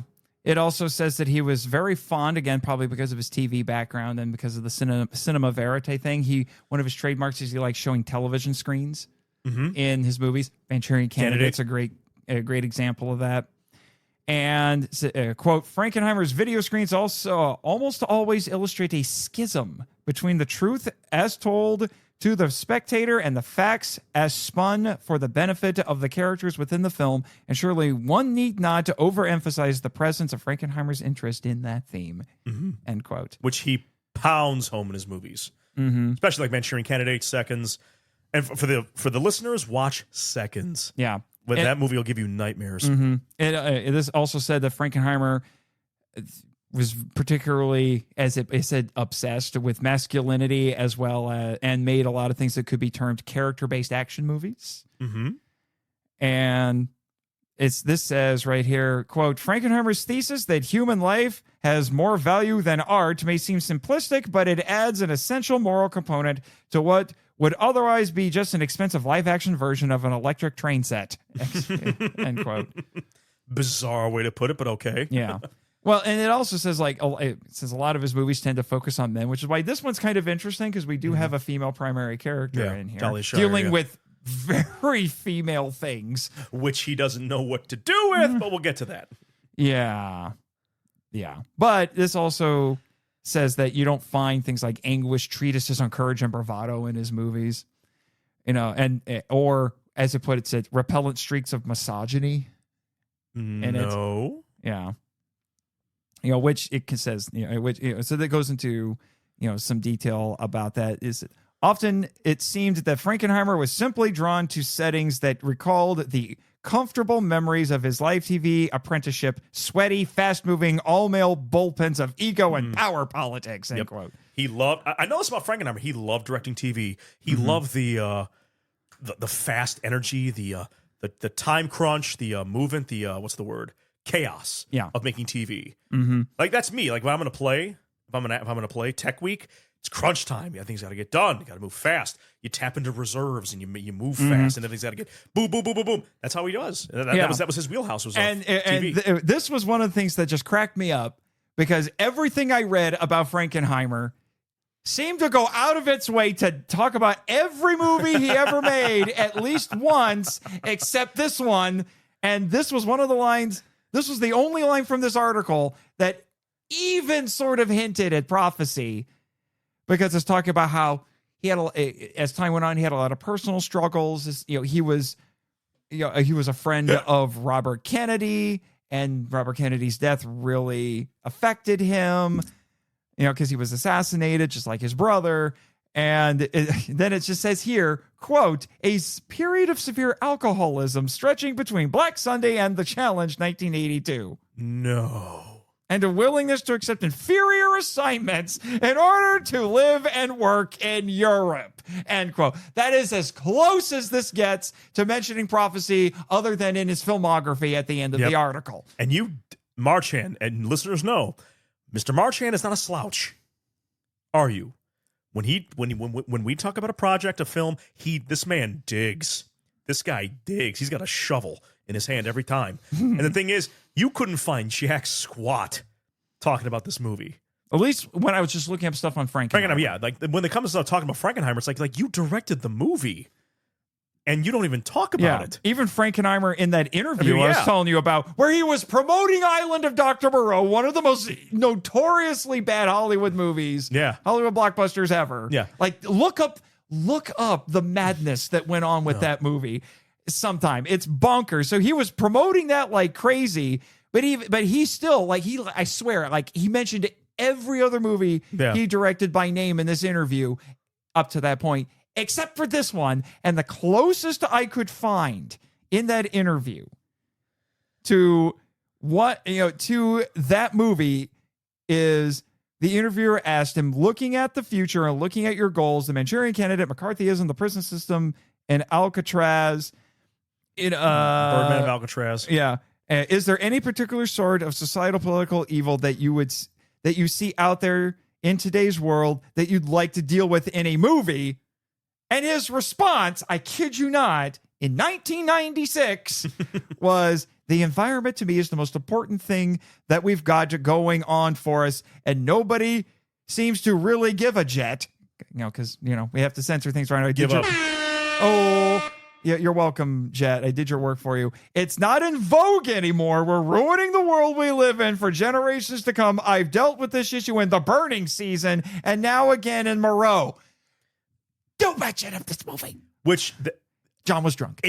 John was drunk. But the thing is, what makes it make sense about that interview is he said the environmental issues, that's the most pressing thing we have, right? Is that what it says? Mm-hmm. Right? That's what this movie's about. And he doesn't even. And he directed it. He doesn't even hint at it. Doesn't hint at it. And the funny thing is, did he forget? I don't know. Was he drunk? He was drunk. Yes, correction. John he was drunk. John was drunk. Yeah. And he does say, the interview asked him, what do you want to be remembered for as an artist? And he said that he was a very honest director. Which he was. And that he did what he did with conviction and honesty. And he was a brutal, in-your-face director. Yeah. Did not give a crap. Yeah. The guy did 40 feature films, over 50 plays for television. Mm-hmm. Prolific. And said he was notable for their influence in contemporary thought, pioneer of the modern day political thriller. And just to give a few other little details, he was born in Queens. I should have mentioned that earlier. His mother was Irish Catholic, and his dad was a German Jew. No kidding. And he was raised Irish Catholic. And he says that his love of cinema came to him when he was 7 or 8 years old, 1938, when it was his aunt took him to a 25-episode, 7.5-hour marathon of a Lone Ranger serial. He was waterboarded into cinema. Yeah. Funny thing is, filmmaking wasn't his first career that he considered. He thought about being a professional tennis player at one point because he was the captain of his school's tennis team. He was a big guy, 6'4". Yeah. He was a big dude. Yeah. And he went to Williams College, and then he was drafted by the Air Force. I'm from an Air Force family, so that's cool. And was assigned to the Reserve Officers Training Corps. And, let me see. I'm trying to think he did. So he's got military. I could have swore I said something about it. I could be wrong, misremembering this because I don't see it here in my notes, but I think he did some filmmaking related things after he was drafted. So, so he's got military experience as well. Probably. John Huston, the director of John Huston, director, he was the same thing. He was in the military. Then he started making shorts for the military, like propaganda films and documentaries, and hey, filmmaking, I have a knack for it. Yeah. John Franker did the same thing. Yeah. All right. So with all that out of the way, let's just get into the movie itself. In a lot of ways, Prophecy feels very well trod. Maybe it was more novel at the time, but in this day and age, we live in a post-Fern Gully world, so in a post-Avatar world. Oh God! So environmental, films are almost a dime a dozen anymore. I did find an article that tried to argue that ecological horror is something that isn't made anymore. I'm like, okay, I think someone is trying really hard to defend this movie. There were some strange lines that I was getting out of that article, about ecological horror. But the thing about this one, like I said, on some ways it feels very well trod. It's, evil corporations polluting the environment, bad things are happening. Like I said, it's not that isn't unprecedented. Its heart's in the right place. Yeah. The funny thing is, it's a paper mill that's doing this. And they had to. I was telling you while we were watching it. It's like, can you imagine being the paper mill that they, how hard they had to convince them to. It's like, hey, we want to film a movie in your paper mill. Okay, that's cool. Oh, and by the way, we're going to mock your entire industry. We're going to criticize your entire industry. Go away. Remember what I told you? Yeah. You said that, and I said, funny you say that, because the producers went to several paper mills. I think 3. And said, we want to make a movie here. Okay, what's it about? The horrors that your paper mill brings on the environment? Door slam. Mm-hmm. They went to 3 paper mills, and they finally found one that said yes. To it, I'm like, I get it. If you're a paper mill and you want to make a movie here that make me look bad, it's like, no. I get it. Yeah. Because the whole idea of ecological horror is that it's supposed to be tapping into existential dread, basically. We're destroying the place where we live and all that. I mean, I have my opinions about the whole thing. I do think nature's a little more resilient than these people give it credit for. But, now am I saying that we got to go muck around and make some more kaiju by accident, know, and all of this? No, but it's still more resilient than I think we realize. Nature always wins. Yeah. Nature always wins. I've watched the Monsterverse. I know how this works. Well, look at now. Like, nature always bounces back. You cannot fight nature. Yeah. So you shouldn't fight nature. Yeah. So you have all of this. Now, I was saying that it's so weird that we live in a time where I have to point something out that used to be the standard as like a sign of the utmost quality. This is filmed on location and it's beautiful. Absolutely beautiful. It's not Maine, unfortunately. Hey, Ryan, if you're listening to this, please watch Prophecy and tell me if Canada looks sufficiently like Maine, because I've not been to Maine yet. So, although I have an upcoming trip to a strange little town in Maine, Oh, locations are gorgeous. Yeah. In this movie, how many times did I tell you in this movie that I was like, man, I want to go there. And then I reminded you that it's in Canada. And I went, crap. Taxes. Like, no. If you think Chicago taxes are bad. No, it's Maine. It's Maine. Yeah, but it's filmed in Canada. Yeah, but it's Maine. Okay, it's Maine. Thank you. Thank you. Yeah, because I did find out the actual location where it's supposed to take place, which is not where it is. Yeah, it takes place along the, and I'm probably going to butcher this, the Androscoggin or Ossipee River, which is on the border of Maine and New Hampshire.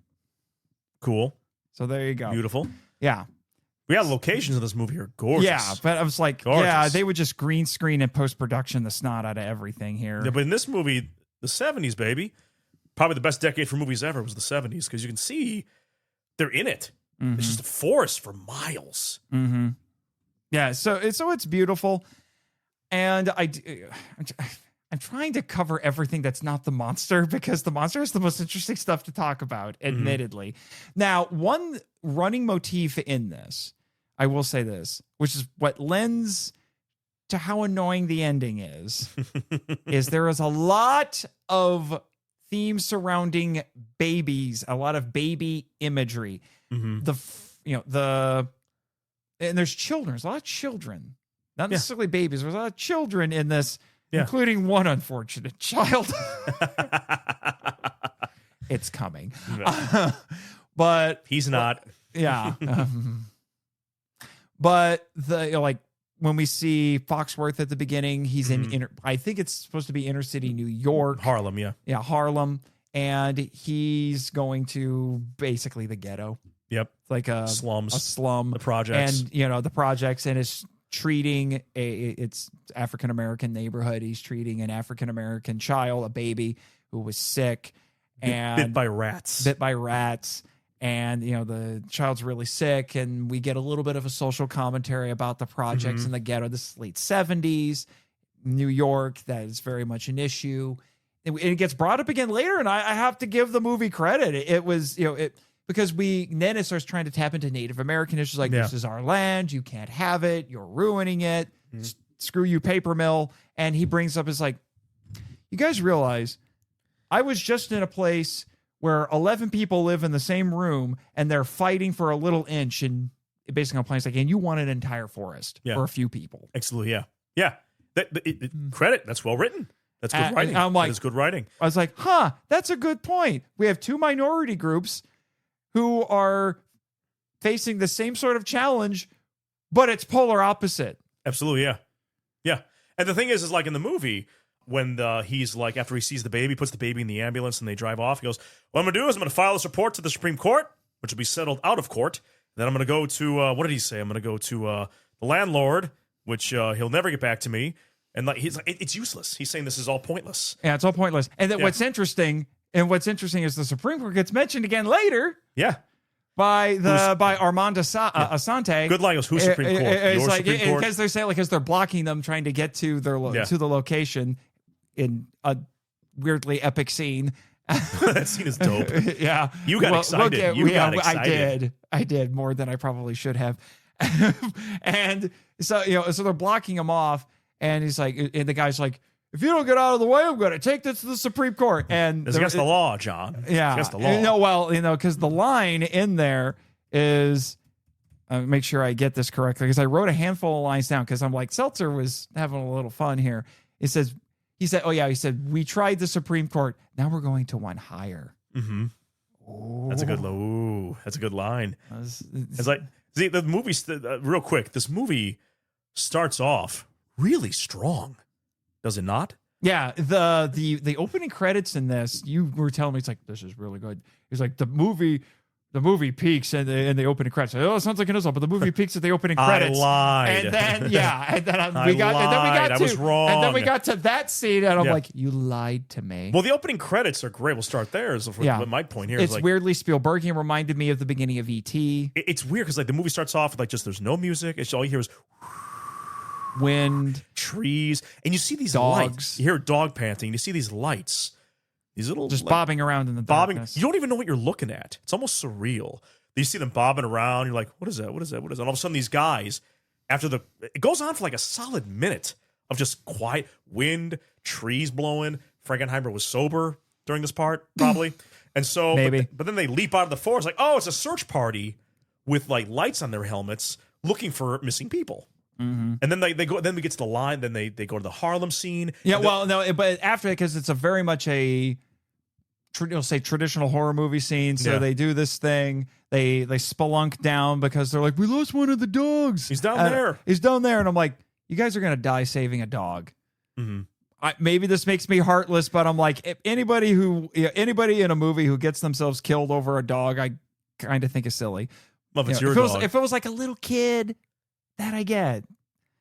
Even if you love a dog, I'm just like, there just comes a point where I feel like you have to draw a bit of a line. I'll punch a bear for my dog. I'll punch a bear right in the nose. But then they go down there. Guess what? They tried that. The bear won. Yeah, but then they go down there. Well, also, I just want to point out the thing that amused me, because in true horror movie tradition, they hear the dog whimpering and getting murdered. And it's like a true horror movie tradition. The victim is loud and the monster is not. Yeah. The monster is as silent as a ninja. Mm-hmm. Despite that. Even though it's 15 feet tall. Yeah, it's 15 feet tall. And it doesn't make a sound until the drama logic. That is a term I coined during my Monarch Legacy of Monsters Season 2 coverage. I call it drama logic. It makes not a sound until it has to when the character we're following gets down there, and he's like, oh, where'd everybody go? And then he's like, and then Frank Welker, kicks in and he gets murdered.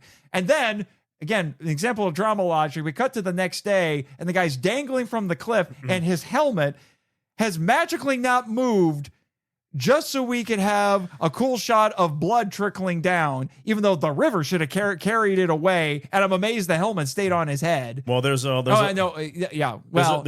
reason for that. Shut up. Yeah, that's why. Again, drama logic. But then the movie goes hard. Like you hear classical music playing as the camera dissolves over the dangling dead body. Then it dissolves, a panning tracking shot over their corpses in the water. And there's like classical music playing in this camera. Well, first of all, the guy looks into the camera. His light from his helmet shines right into the camera. As he screams bloody horror, it dissolves to the sun coming up. Like his light from his helmet becomes the sun coming up over the horizon. Mm-hmm. Then classical music plays. And then there's a dissolving shot. And you see, as classical, beautiful music plays over horrific imagery. And then it dissolves to Talia Shire's character playing cello in an orchestra. She's a cellist. And she actually spent a bit of time learning how to play cello, and in order to do it properly, and I think you can kind of notice it in the scene, it's supposed to be that she's reading sheet music, but what she's actually doing is watching video of an actual cellist so she can mimic the movements. Uh-huh. And then after that opening few minutes, I go, is this movie good? Like, that was a striking opening. Yeah. Legit. Yeah, it sets it sets expectations. A little I will high. give it credit. Mhm. It does a pretty excellent job building to the reveal of the monster. It does. There's some serious atmosphere here. Textbook. We don't really see it. There's some good sound design. We have some good performances from our early victims. And, creating all of this mystery. And then when we hear talk about the monster, it's being presented in kind of nebulous terms. So it's again setting expectations. We have an old Native American man who gets asked, like, what does the monster look like? And I don't want to get too much into it because I want a whole section on the monster because boy howdy, and and he says like it is everything. It is made of all things. It is made of all things. Like a chimera. Yeah. Well, he doesn't say that, but so we're getting it's kind of nebulous but it's also kind of established like it's everything. Like you look at the poster. Yeah, I am holding up the 4K, which has the original poster on it. And the monster on here looks closer to what they wanted to have. So this poster is a little bit of a lie, but we'll get into it. But it also looks like a fetus. It also looks like a fetus playing into the baby motif and imagery. Because during that scene you're bringing up, where we establish that Maggie, Talia Shire, she tells one of her friends in the orchestra, "Oh, I'm pregnant," and she has to tell her husband, and she's not sure how he's going to take that because he's not sure he wants to have kids. And because of several reasons they kind of get into. He's very focused on work. He's very task oriented. He's very much like I'm taking. But the care first of time we see him, he's taking care of a baby. And then he's taking care of a baby. But then he's like, "Look what they're doing to this. I can't do anything about it." And, I can't bring a child into this world. It is the subtext. Yeah.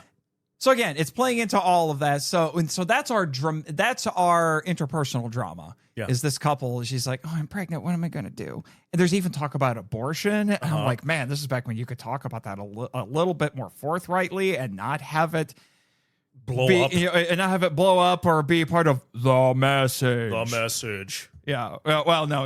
We got to do it right. Hold on. The message. Thanks, Critical Drinker. Yeah.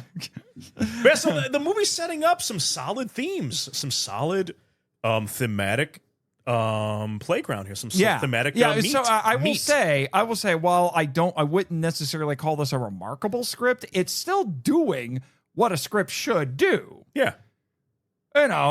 Which I appreciate. The problem is that it's actually setting it's doing its job to a point. The movie's setting up really well. They think, oh, this is going to have a great subtext meaning message. And then John got drunk. And John got drunk. John got drunk. So what happens next in the movie? Yeah, well, I'm not necessarily going to go chronologically, but I'm just bringing all this. So it's setting all this up. So then they go to Maine, which is actually Canada. And we're introduced to all this, and we get a tour of a paper mill, which was kind of educational. And so the paper comes in the water, and it comes in the pulp, and it dries in the paper. Yeah, that's how the guy talks. Yeah, and at this point, at that point, our characters are a little bit suspicious about what's going on. And in a very interesting scene, Mr. Foxworth, his character, calls out. That's a great argument. Calls out Bethel, and he's like. At this, because now he's like, yeah, it's contaminated with mercury. And then we get a crash course on what mercury does to people. Yeah. And it starts freaking out Maggie because she still hasn't told him that she's pregnant. And she's like, wait, it does horrible things to Invitro children because mercury is one of the few things that can bypass I forget what it was called. Binds the DNA. No, because it could because I remember hearing a bit about this. Fetal something. Yeah, because it's something within the womb that can actually protect children from diseases, and there's other dangerous things, and there's for the most part, but there are a few things that can get past it, and mercury is one of them, and it can cause horrendous mutations. Because it's when we had the rabid raccoon attack. It's so funny. Our couple is trying to have a nice little moment in a cabin out in the middle of nowhere. It's kind of romantic. It's great. And then they're like, wait, what's the noise outside? And then Mr. Foxworth, because he's a good husband, he goes over. He's like, I'll check the door. We see what's over there. And then there's like this pulsating with this writhing raccoon, and I'm like, oh crap, I bet it's like slowly dying or something like that. Death throes, and then suddenly it's like, and then it goes nuts, and it starts running around and attacking him and like jumps at him and tackles. It's almost funny, you know. And then it's like, so I'm like, and I wrote my notes. Rabid raccoon attack. This was not on my bingo card. Neither was before that. But we got to get to the other bingo card because, like I said, we're pressed for time. Is when they first go to Maine and they see John. He goes, "We went to your Supreme Court. We talked to a higher power now." I'm like, good line. But then, we'll get to that in a minute. But you know, so I'm going to go back to the paper mill. So we've learned some things. We had the rabid raccoon attack. So it was definitely not on my bingo card. And it ends with him throwing the thing into fire. He burns it. He burns it. Like this, that's redneck dinner right there. You know, it's just, you know, but so he starts saying like, "Hey, I know what you guys are doing." Yeah. And then he does this kind of brilliant straw man argument is like, basically, you know, I'll let you. Oh, he goes, well, that's the paper mill. We're all clean here. And then Robert Foxworth, so, all clean, huh? So what do you use, huh? What kind of chemicals? We don't use any chemicals. Well, and then he says, we hire a third party, but that's none of my business. But then he goes, yeah, what do they do? What kind of chemicals do they use? I don't know. But then he starts bringing up, like, you're poisoning the water. But then Bethel goes, how many papers are you going to use for your report, huh? 1,000 pages? You need the paper. No, 100. 100 pages for your report? You need the paper that I make. And then and how many copies? 1,000? 1,000 copies? You use? That's 100,000 papers. I supply what you demand. Total straw man argument, totally bypassing his question. That's a nice little subtle thing there. Like he's not, because he says, well, it's a third party system, blah, blah, blah. But then they go outside and as they're leaving the paper mill and she steps in something and he says, what's the only liquid that isn't wet? Yeah, it was a trick question in medical school. What's the only liquid that isn't wet? Mercury. Because what's on your shoe? Because it was on the shoe. What's on your shoe? Because she said it's shiny. And then that great scene where he's like recording when Talia Shire and Robert Foxworth are great in this scene when she's talking about. So what does Mercury do? Yeah, to the baby? if there's one criticism I can't lob at this movie, it's the performances. The performances are great. They're good. Foxworth's very underrated, but like Talia Shire's like she's like trying not to cry. Like, what does Mercury do to the baby? And he has no idea she's pregnant. So he's saying these horrible things like it mutates the baby, it's born to freaks, stillbirth, and it's twisting the screw into her. There is nothing but things that happen to freak her out because and this is related to the monster stuff, which we'll get into. Like they find it's not just mutated mama bear. Yeah. The babies are just as awful. Some great puppetry work, and the puppetry work is pretty good in this. The design is gross, but really does it as the sound design. Good Lord.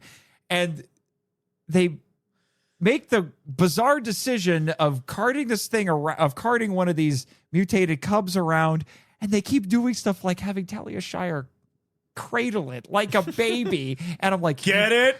It's like we get it, John. You're drunk, but you know that you got to pound the message in. But that's what bugs me is like you had a great message that was not bash you over the head. It was perfectly realized. Yeah. With like, especially that scene when they eat the fish and she's like sitting there listening to him after he's taking notes. He goes, and she's trying not to break down. Yeah. Like, what does the mercury do to the and baby? now she's holding the mercury mutated baby. And she's the one who carts it around for most of the rest of the movie after they get it, because they get it in their heads like, oh, we need this for evidence to prove what they're doing. No, you don't. And I'm like, just kill it. I was like, does it have to be alive? Yeah. And because there are points where she's carting it around and she's just horrified because she's like, this is gonna be my baby, and she's freaking out internally. She's not really showing it.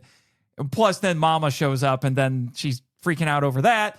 And but then later on, it starts biting her in the neck. Like this thing is such an ingrate that it's just like it starts biting her in the neck. It's like, is it a vampire? Is she going to turn into a mutant bear now? Because like that'd be awesome. If this was a really stupid schlocky movie, like there are so many other directions it could have gone. This is a canon film. No, not even a canon film. Like if this was something more like Evil Dead, like that like mutant bear baby. It's like, bear or something like that. Like there's so many stupid things they could have done with this, but this is, despite the fact that John was drunk, he's still trying to present this with some dignity. And for the first half, he really does. Yeah, like those scenes are really heavy, and they have a lot of good subtext, and they have a lot of good meaning. Subtext, good symbolism. Like conflict between the characters are really well written. Yeah, now mind you, some of this is happening after the scene, but still, you saw me. I was jiving with this. Like, I get this. This is working. I like what it's doing here. Mm-hmm. It's not beating you over the head. It's not beating over the head, and it's creating, I think, legitimate, fear and anxiety, which is what you want in a movie like this. So it's working.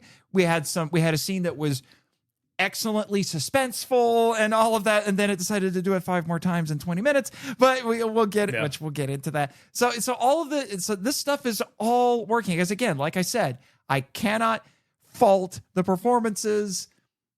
I still couldn't believe. You still would have had to tell me same guy as Manchurian Candidate, because I'm like, I'm not seeing it. But so we had the rabbit raccoon attack and all of that for my bingo card. But yes, let's talk about one of the moments when this peaks. So we had the opening credits, and then the other big moments where this movie peaks. Because again, this was the first time I wrote is like, this was not on my bingo card today. So we have a scene where we're introduced to Armand Assante John and Hawkes. the Native Americans, and they're trying to block the white people from coming to their land to do whatever. It's against the law, John. Yeah. It's against the law. Yeah. So cut down those trees. So what they do is they're driving a Jeep down a dirt road, and they erect a chain between 2 trees and to block off the path. And they're like, hey, get this out of the way. And they're like, no, we won't. So there's a little bit of a standoff. And then, Bethel, Mr. Isley, gets up and he's like, all right, you know what? Hey, you, dude in the car behind us, get a chainsaw. Chainsaw? Mm-hmm. So his solution, and then he's like, what do you want to do? Cut down those trees. Cut down those trees. Cut down those trees. And I'm like, you want him to cut down? Even Foxworth is like, what are you doing? You gotta make a point, sir. You gotta make a point to these people. Yeah, he's gotta make a point. That's how he talks. Gotta make a point to these people. Yeah. And I looked at you, and it's like, cutting down trees to get rid of this chain is equivalent to cutting off your arm to get out of handcuffs. But what happens next? So then the guy comes over there with the chainsaw, starts revving it up. You got to remember, this is on the heels of Texas Chainsaw Massacre. So I wonder if John, in one of his rare sober moments at this point in his life, saw that movie and is like, you know what? That's a good idea. You know what? And then Asante goes over. He's like, I'm gonna stop this, and he gets an axe. Mm-hmm. And then I kid you not, kaiju lovers, we had a chainsaw versus axe fight. Mm-hmm. And it looks good. And I looked at you as like, chainsaw versus axe in this? Yeah. Why is this not in an insane action movie? I need this in an insane action movie now. Like in this one, it feels a little, simple and kind of basic. The John was drunk. The choreography is only kind of okay because I think it's trying to be a little more realistic. It's like, screw that. I want an insane action scene with a dude with a chainsaw swinging chainsaw around trying to hit this guy, and Axeman trying to like sneak in a shot to get him and like trying to hit him, and he blocks it with the chainsaw. Sam Raimi would have a field day. But John Woo would have but it does end on a cool note with the chainsaw right at his neck. Yeah, because he does get the axe out of his hand and knocks him over, puts the chainsaw to his throat, and like, oh frick! And it's right here. Like they said they dulled the chainsaw, like the actual like the teeth. The teeth were cut off. So, but it spun. You couldn't tell the difference. But it was like an inch away from Montesande's neck. Yeah, which was kind of nerve wracking. And I was like, oh! And that's when his wife says, "Okay, stop it," and they get the chain out of the way. Yeah, but that was badass. Yeah, so I'm like, why isn't this in a better movie? but then the movie, because that was one of its peak moments, and then. Trying to think what was not the scene. I'm saving that. Mm-hmm. That's special. Mm-hmm. And then what was one of the other peak moments? I think I'm trying to remember. I think it was that. It's like the credits. Okay, I guess it is that scene, but I want to save that for later. So, like I said, there's a lot of interesting stuff going on with our cast here, and it's well written, well directed. It's pretty well, yeah, for the most part. Still not peak, but still not Frankenheimer's best, but we do need to talk. I do think we need to. We talked about, like, we had Chekhov's rifle, Chekhov's bow and arrow. There was like some interesting things like that in there. I do think it would be good for us to talk about the reason why this is even on the show, why you insanely jump to the joke tier to get it on here. Let's talk about Katahdin. Katahdin the bear. Which was not supposed to. There's inconclusive stories. There's about lights this. back and forth. It's muddy. Yeah, I don't know if it was always supposed to be a bear and it was changed. There's evidence that, for one argument over the other. So I'm not entirely sure. It's a little inconclusive depending on who you talk to. I did look the name up while we were watching. I was like, well, what is Katahdin? Because usually with stuff like this, because it's supposed to be like this Native American legend. And I'm like, well, that's kind of interesting. It's not often that you get anything even remotely resembling a kaiju that is based on Native American legend. The only example I can think of is the independent movie Uktena. So I looked it up and I was disappointed. It means? No, not Uktena. Katahdin is not a monster. It's not a creature. It's a frickin' mountain. Mm-hmm. A frickin' mountain in Maine. Right. But it's a frickin' mountain. Well, the bear's the size of a mountain. Close enough. And you guess what the name means? It just means Great Mountain. Great Mountain. I'm like, really? Mm-hmm. Did nobody do their research? Did they just hear the name Katahdin and they're like, ooh, that sounds like a monster name, not realizing it's a frickin' mountain? Now, what's cool? Katahdin, in theory, is a cool monster. A bear mutated by methylmercury poisoning. Half its face is fur. The other half is just mutated mush. It was basically Freddy Krueger before Freddy Krueger. It was Freddy Krueger the bear. Crap. It is Freddy Krueger. Mm-hmm. A scarred mutated face and claws. Yep. Fred. Yep. And so, but the thing is like, they originally... And it kills people in their sleep. And they originally wanted to get Stan Winston or Rick Baker to do. Oh, it was Rick Baker first. Then they went to Stan Winston, and then had to settle for Tom Berman because the proper phrase there is had to settle. Yeah, because the first two needed too much time and/or money. Yeah, I'm sorry. Do you want your bear to look good? Stan Winston, the master. Rick Baker, the other master. How cool would it have been if Rick Baker made this Also, movie? it should be noted that even though the movie tested well in a few markets, so the studio had some confidence in this. Mm-hmm. When they so much confidence that they premiered it at the Egyptian Theater. Yeah, this pissed me off. And so Tom Berman's telling the story in the interview. So it seemed like things were going to go well, and then they got to the first scene that reveals the monster. Because before this, we don't see anything. It's sound effects, it's cutaways, a lot of implication, which I think is effective. Yeah. Some people complain about the fact that they don't let you see the monster soon in these movies. Like, you shouldn't, as far as I care.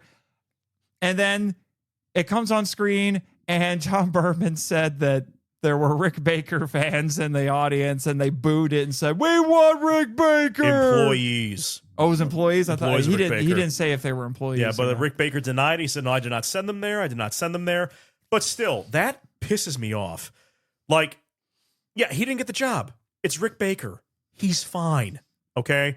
But like, so you go there and sabotage somebody else's work?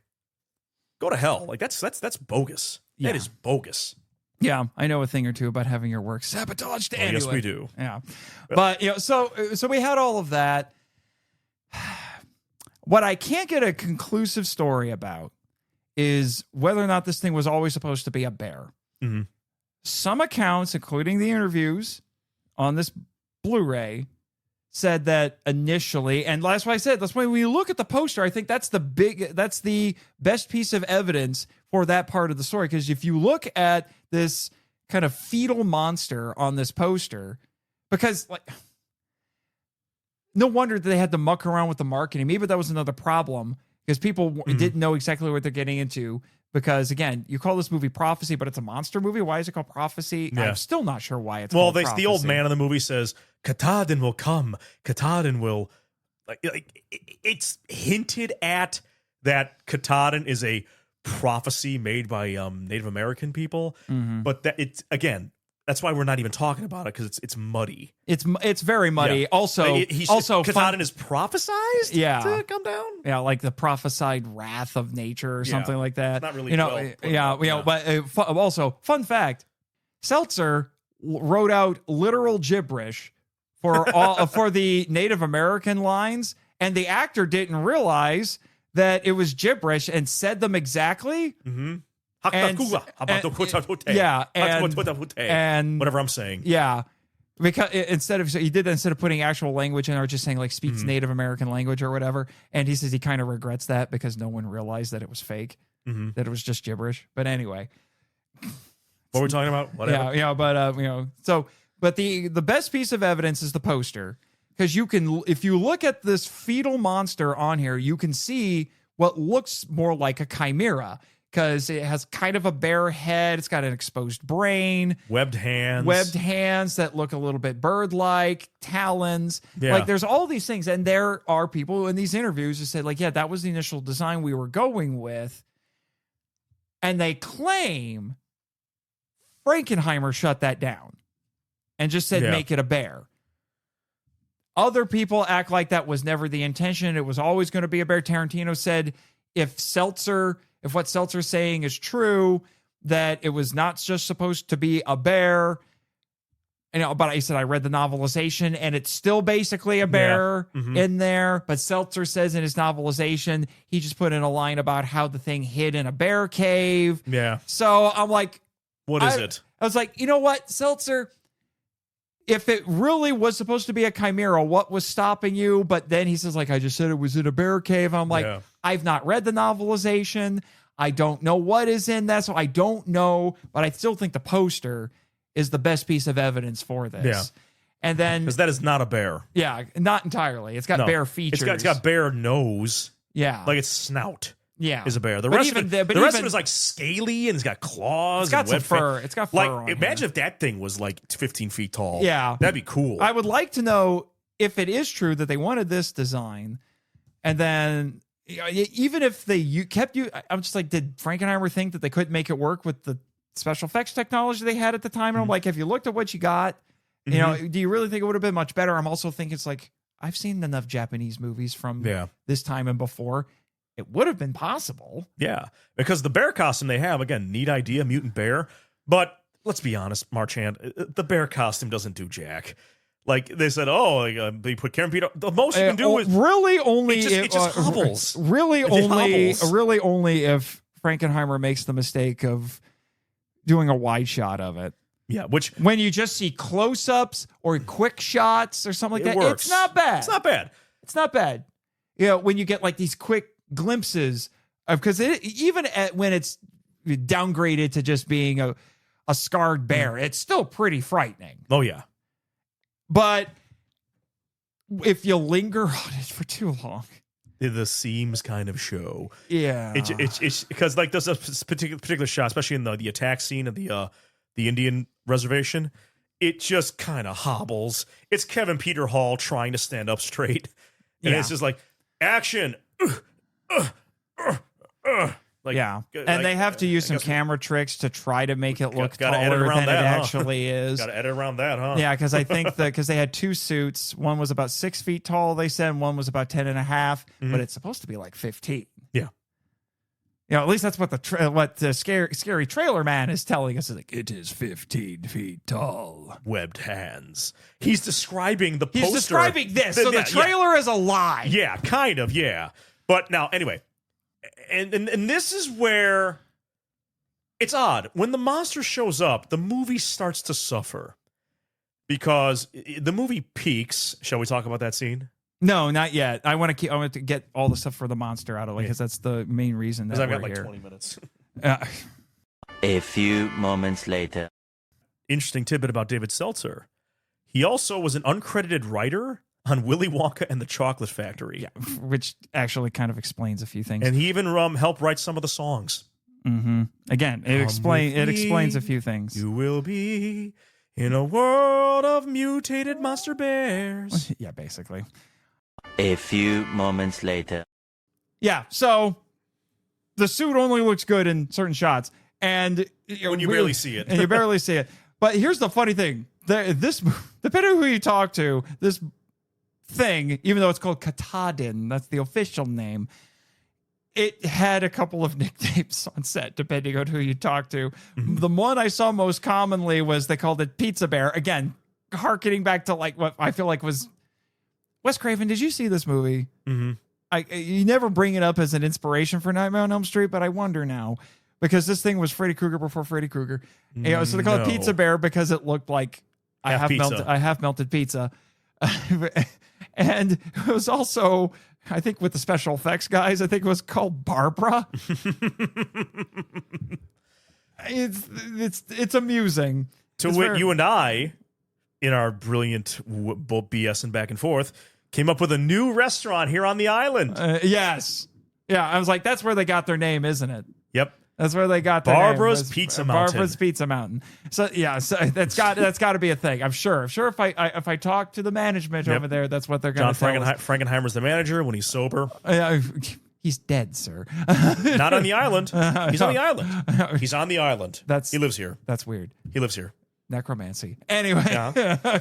He's 90 years old, running 96 years old, and that's his best work since Prophecy is Barbara's Pizza Mountain. Yeah, there you go. But now, okay,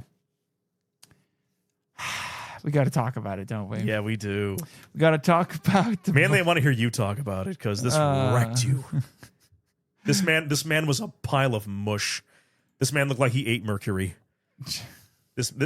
Listeners, this guy was a pile of mush. Yeah, this was the third moment I put on my bingo card, and while it is a little bit ironic, it deserves this sounder. Rentmaster activated.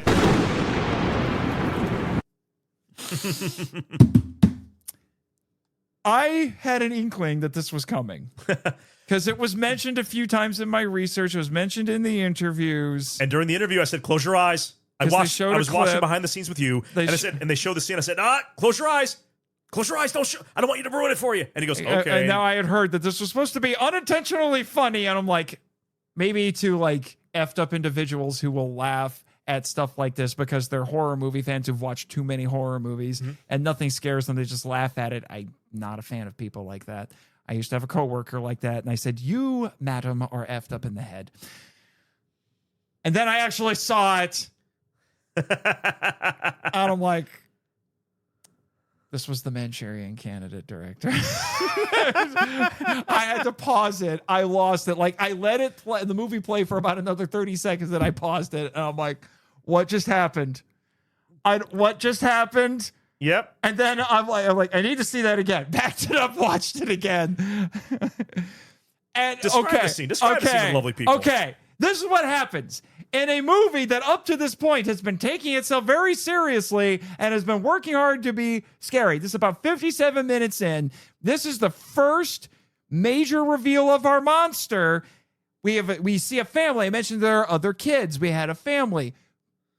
A dad with two young kids. They're out camping, and they're suspicious there's a monster in there. We have this fun little scene where the daughter has a radio. Remember radios? Yeah. And I'm like, some things never change. She's trying to play loud music, and Dad's like, shut that off. And he's trying to listen. He thinks he might have heard the monster. And then we get a nice little shot where we do hear the monster off in the distance, hiding in the woods. We hear Frank Welker doing some animal grunts. Just like that. Mm-hmm. And then this scene is at night. We've got everybody bundling up in their sleeping bags. Yeah. And then suddenly monster attack. And it says, blah, blah, blah, blah. And then I think it was the boy. He hops up. He's in the sleeping bag, and all it's got that's exposed. It's like almost like a onesie. Yep. And all that you see is his face. He he panics and he gets up and he starts hopping. And I kid you not, kaiju lovers, peak cinema happened. Because Barbara, the pizza bear, goes over to the child, and you would think, oh, it's gonna bite him, it's gonna claw him, thrash him around, because we see that happen because old Indian man, because he's an idiot, thinks that he can just stand between the lake and Katahdin and make it stop. To be fair, he's poisoned by mercury. Yeah, and then it just grabs him and thrashes him. We see that from a distance. But what happens to this boy? But no. Katahdin does not give this child something that easy and logical. No, it pimp slaps him.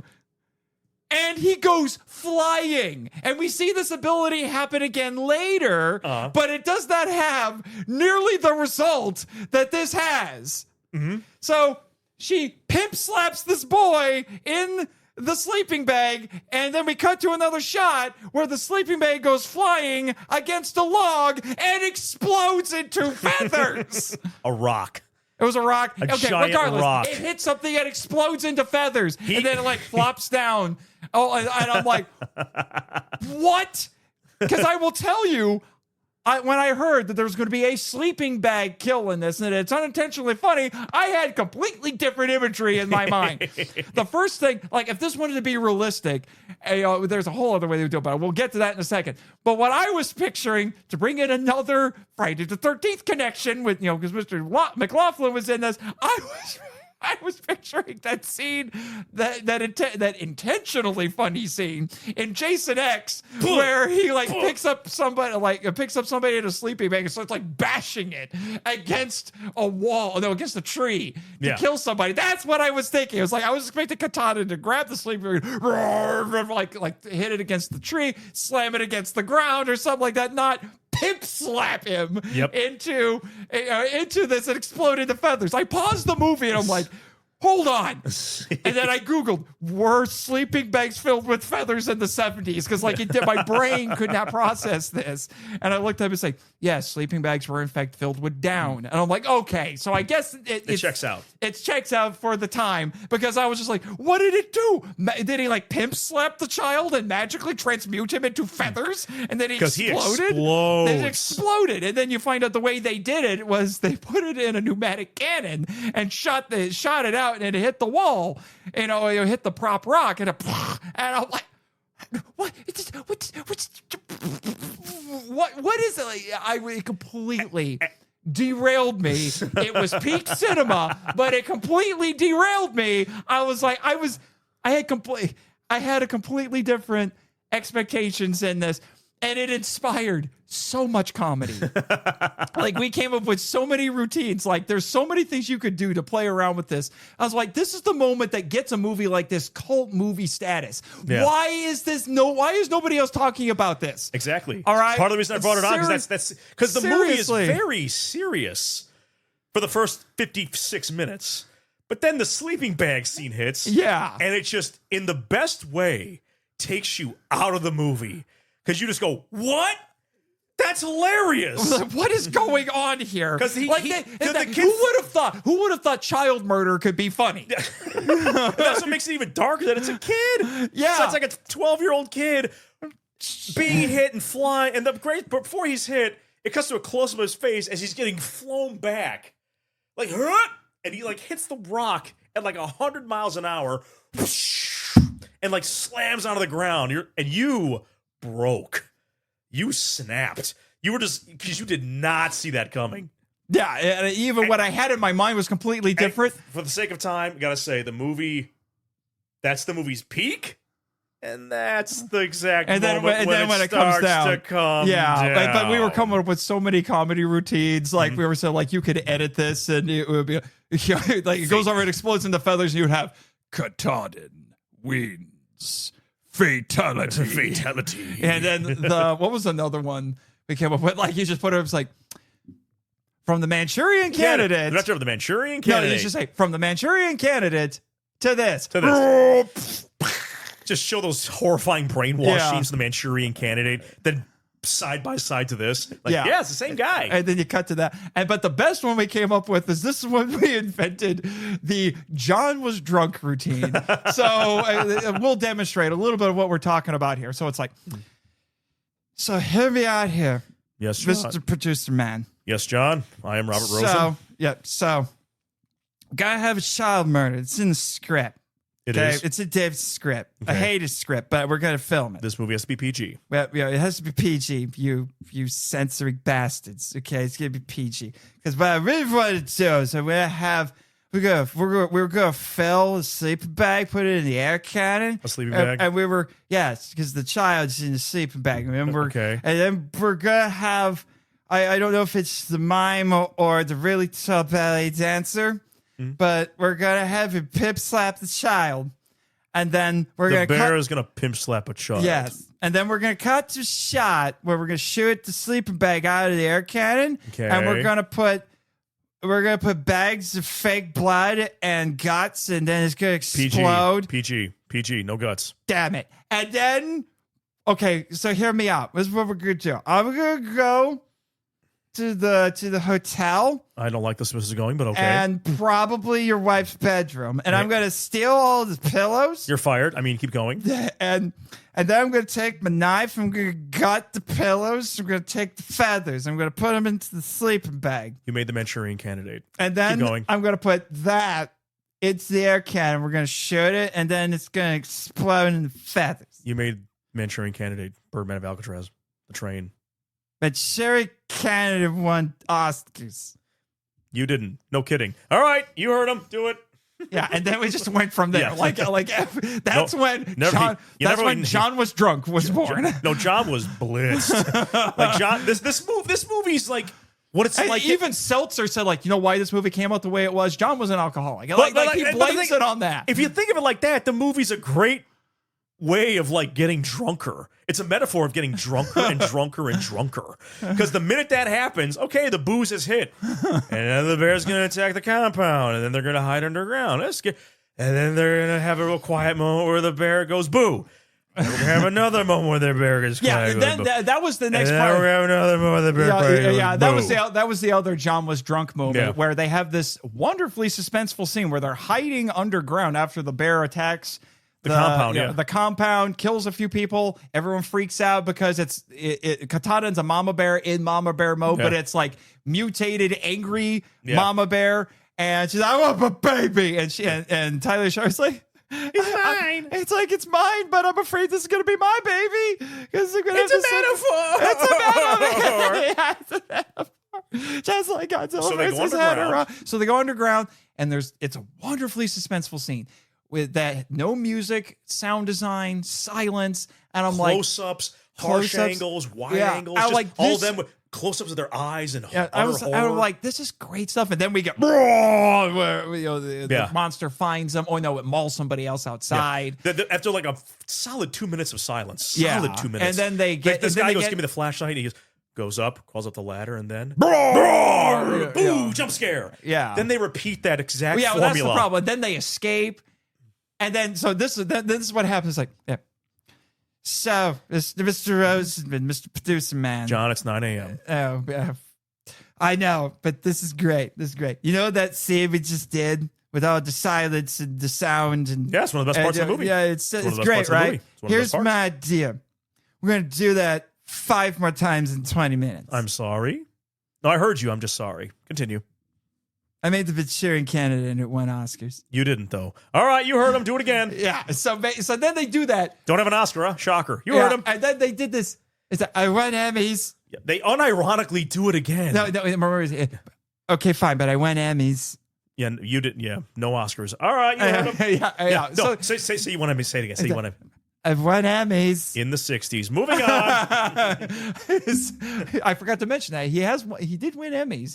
He's an award-winning director. Yeah. But he was drunk. Not for this, but other things. Yeah. So then they do the same thing, and there's diminishing returns for all of them, to the point where I actually wrote in one of them, where was it? First time I wrote, it's like, the bear out of nowhere. Out of nowhere. And funny enough, I said the mutant baby bears look like the controversial mutants from Prophecies of Nostradamus. More prophecies and mutants. Yep. That's another great line that we'll get to a little bit later. And then where was it? I wrote a thing. It's like, I wrote, this is one of the last ones that they did when they're in the cabin. And I wrote, the surprise mother trucker moment took forever. And I still wasn't surprised. Yeah, because you know what was going to happen. Because I'm just like, where is it? Get it over with. Come on. Oh, there it is. Oh, hi. Ooh. And then I wanted to turn it into what's his name from the room is like, oh hi Mark. Hi Mark. Oh boo Mark. But then they run away from the bear. The truck turns over. They're running from the bear. They go in the water. They swim across. The bear overturns the truck. But then like they swim across the lake. Then the bear goes into the water to chase them. Yeah, that one was overlong. And that was like the third one. Yeah. It's like, it's drowned. It's drowned. And it was possibly the worst one because it took forever. And then bloop. Oh, something in the water. Bloop. What's in the water? Bloop. Repeat What's 5 more times. What's in the water? I'm over like, get on with it. Get on with it. And then brah, comes out of the water. Then they run in the cabin, board it up, and then silence. And you wait. You wait again. Brah, there's the monster. Then they shoots it with the Chekhov's rifle. And then there's silence. And you wait. And then Armando Sante shoots it with Chekhov's bow and arrow and then gets killed. Because he gets pimp slapped, but he unceremoniously killed, and he's never mentioned. Yeah, well, he also got pimp slapped, but didn't get the privilege of getting turned into feathers. But he flies like 30 feet in the air and like lands dead. Oh, he's dead. Yeah, no epilogue. I was like, really, guys? This thing has superpowers now, and he's dead. But then they kill the bear, right? Well, yeah. Eventually, Robert Foxworth gets. He gets to be final girl, basically. He gets picked up by the bear. And then he stabs it in the eye with arrows. It's pretty effective. But I'm also sitting there like, this is how we kill the thing? Stab it enough? Yep. And then he suplexes it. Because it gets knocked off into the water, and then he he picked something up like a shovel or something? It was the bow and arrow. It was the bow and arrow, and then he just jumps off like a pro wrestler, and he's like, oh! And just starts stabbing it in the neck, and the neck, and the neck. And then the movie, it cuts to them in the plane. A helicopter. No, it is a plane. The plane. He rubs his wife's face as the plane's flying away. Another bear shows its face. Even worse. Looks like it's made of cardboard. Looks like a shitty parade float. And then the movies. Censor that, Jet. And then the movie stops. And I'm sitting going like, that's it? And then you and I were like, sorry, resolution? I was going to say, resolution? You were like, they never say what happens with the paper mill. Like, I want to know what happens with the baby. Yep. That's more important to me. That was a movie that goes out of its way from like 5 minutes in to establish the pregnancy, use that as a source of existential dread throughout the entire movie, creating all this tension, and then she finally, before the last third of it gets started immediately after peak cinema, admittedly. So it's a little overshadowed. And she's like, I'm pregnant. He's like, what? You're pregnant? And then they have some conflict over that. And she's freaking out. Never gets brought up again. No resolution. We don't know if her baby is okay. We get absolutely nothing about that. After all of that work put into that plot line, and I'm like, I need to know. Unless your intention is to use the lack of resolution to create fear in the audience because they have to live with the dread of not knowing, maybe. But there is nothing in this movie that tells me that is the intention. This is not a case of, to use a more recent example, I saw Iron Lung. I'm going to hit the button. Rentmaster activated. I just saw Iron Lung. Iron Lung has a somewhat ambiguous ending. It is arguably hopeful, but that hope is uncertain. I won't spoil it, but that hope is uncertain. And I think because of how dour a movie it is, that it was done intentionally because they want the audience to live with the uncertainty. This is not that movie. No, they don't give. It's not uncertainty. It's unfinished. There's a difference. And why?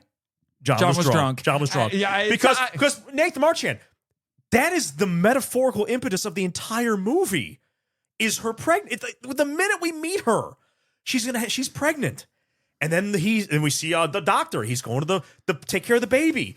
And then like they have those scenes of them eating the fish, and then like they talk about the mercury and how it could kill the baby, and then she's freaking out when she's like, can it hurt the fetus? And he's like saying all these horrible things, and it's really turning the screw on her. Then when he finally tells her, I'm pregnant, like, I didn't know. You didn't want to know. Yeah, and if Seltzer wants to say that this was inspired by Rosemary's Baby, oh baby, no pun intended, there's resolution to that. Yeah, there's a resolution. Not a good one, not a happy one, but a resolution. But at least it's resolution.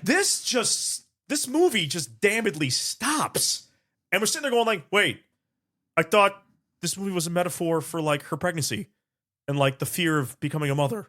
And giving birth to like a deformed child, and either it's going to die or it's going to be a freak. Yeah. And, like all of these things. Because you just showed the bear what it does to the bear. What's that going to do to the baby? Because that's what she's thinking. She's like, I'm going to have that. That's going to be my when baby. She's cradling the mutant, horrifying baby. She's like, I'm going to have that. Like that is her entire fear throughout the entire movie. And the movie goes, nah. And there's no resolution. Not even something stupid like she gives birth to like a mutant bear child or something. That explodes in feathers. Yeah, exactly. But again, like, John was drunk. But that's what's frustrating about this movie, that it starts off so strong. Great conflict, great meaning, doesn't bash you over the head. It's direct with its message, but not overly so. I'm like, oh, okay, this is getting good. I'm actually feeling this. I'm vibing. It's a horror movie that's about something. And the acting is great. The direction is good. Blah, blah, blah. Wait, where's it going? Wait, movie, come back. Movie, no. It's like, come back. Yeah, basically. The movie just gets away from itself. It does. And then, so when it's all said and done, with this either just like a stupid fake out ending that may or may not be sequel baiting, there is no sequel. And I'm sitting here and I'm like, there is no sequel. It's like, you know what? I hope John at his drunkest said this to Talia Shire. He's like, so Talia, I hear when you're done here, you're going to go talk to Sly. You're going to be Rocky too. I love Rocky, by the way. I know I was in it. Yeah. So John, that won the Oscar. Don't remind me. So, you know how we have this ambiguous ending where the Papa Bear or something shows up when they're flying away in the airplane? Here's my idea.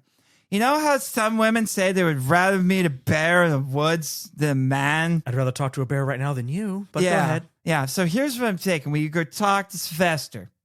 Mm-hmm. Tell him I love his work, okay? I will not, but okay. Great young filmmaker up and coming. He's going to do great things and know it. He won the Oscar. Yeah, keep reminding me. So here's what I'm thinking. We got the sequel set up in this one, okay? Here's what I'm thinking. We do a crossover.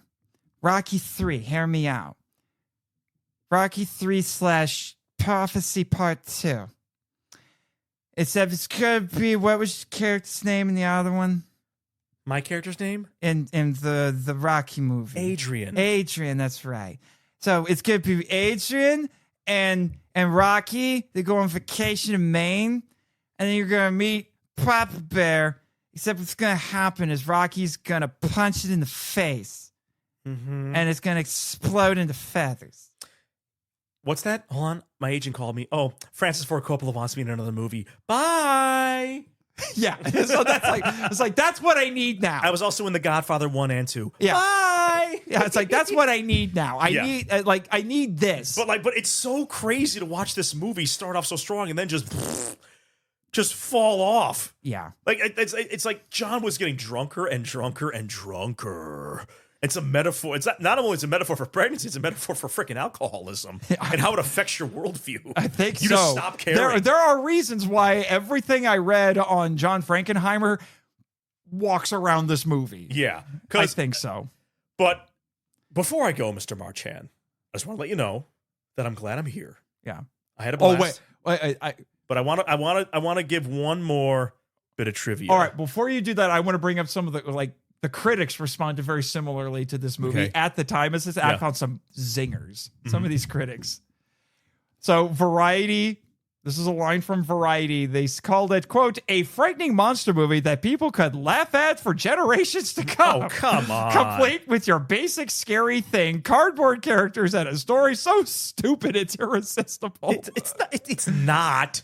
All right, and then Charles Champlin of the Los Angeles Times said the monster, quote, was not, quote, particularly effective, end quote, on the screen, and that the film, quote, never approaches the chill factor of Alien, for example, end quote. Well, nothing does. Because, like, you know how we said, like, it does, like, 5 super suspenseful scenes for, like, the last 20 minutes? Yeah, Alien did that over the course of the entire 2 hours. Yeah. That's why that one was such a brilliant movie. Gary Arnold of the Washington Post called it, quote, essentially this is my favorite one. Essentially an indoctrination course in liberal guilt. A what? Indoctrination course of liberal guilt? In liberal guilt. Oh, come on. Shabbily disguised as a monster melodrama. Indeed, it's such a motley monster picture that it may be lucky to attract fleeting snickers as a kind of poor man's Alien. And everyone keeps comparing this to Alien. Well, stop it. You're setting yourself up for disaster. Like I told you. You watch this movie first, then you watch Manchurian Candidate. If you do it the other way around, you're setting yourself up for disappointment. Yeah, for a newer review from Patrick Noggle of DVD Verdict, he wrote, quote, in an age of self-referential and cynical scream horror movies and Silence of the Lambs knockoffs, Prophecy has a certain something that can't be denied.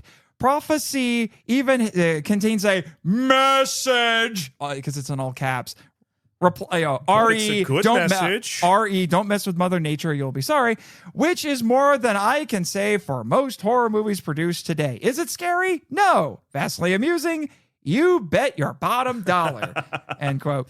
Also, I found a line from Leonard Maltin, who described Katahdin as, quote, a giant salami.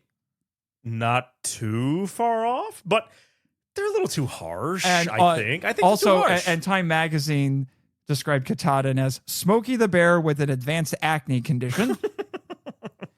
And in 1986, the book Son of Golden Turkey Awards by Harry and Michael Medved, this movie was awarded, I kid you not, the award for the most unbearable bear movie ever made. No, that deserves a... I'm sorry. Okay, have your opinion. Don't let your opinion have you. Now, my final thoughts here. Do they have legitimate inquiries? Did you and I have legitimate problems with this movie? Yeah. But it's still a John Frankenheimer movie. It's well directed. It's well shot. The acting is great. Some of the writing is really good. It touches on things that most horror movies touch on but suck at. You know, like Day of the Animals. Oh, nature's going to come back at us. Ooh. It's just face value. But this actually movie was, I'll give it credit, was trying. It was trying. It had a metaphor for the pregnancy. It had a metaphor for her pregnancy and their relationship and the actual environment being affected by the bear being a metaphor for what's happening to nature. I'm like, there's actually some good stuff here. Does it stick the landing? No, it doesn't. And that's coming from this movie's fan. That's coming from an actual fan of this movie. And even I admit, yeah. Such a fan that you'll pay your favorite podcaster $100 to talk about. I did not say you're my favorite, but what? Did I say that? No. You're one of. You're a friend. And you deserve it. You deserve success. You deserve all the money you can get for this. That's why I give it to you. Because I want you to do well. Yeah. Now, there is, and I agree with you, like, this actually works up to a point. Very well up to a point. I do think it's better than the critics and its reputation gives it. It does unfortunately achieve peak cinema status with a completely tonally inconsistent scene. It literally peaks and then it valleys. Yeah, but yeah, literal. I'm glad we saw it. We talked about it. Now, you have one interesting little tidbit of information to talk about. Before I leave you, dear listeners, because Maddie's got to go get paid. I got to go. Yeah. I got to go. Also, I do want to mention. Apparently, Stephen King is fond of this movie. I don't know in what way. And Tarantino, of all people, says he has a soft spot for it. And I read his little. So do I. That makes two of us. I read his essay about it. It's largely ironic. You know, he calls the bear a cheeseless pizza, and he thinks he's funny. But that is funny. Yeah.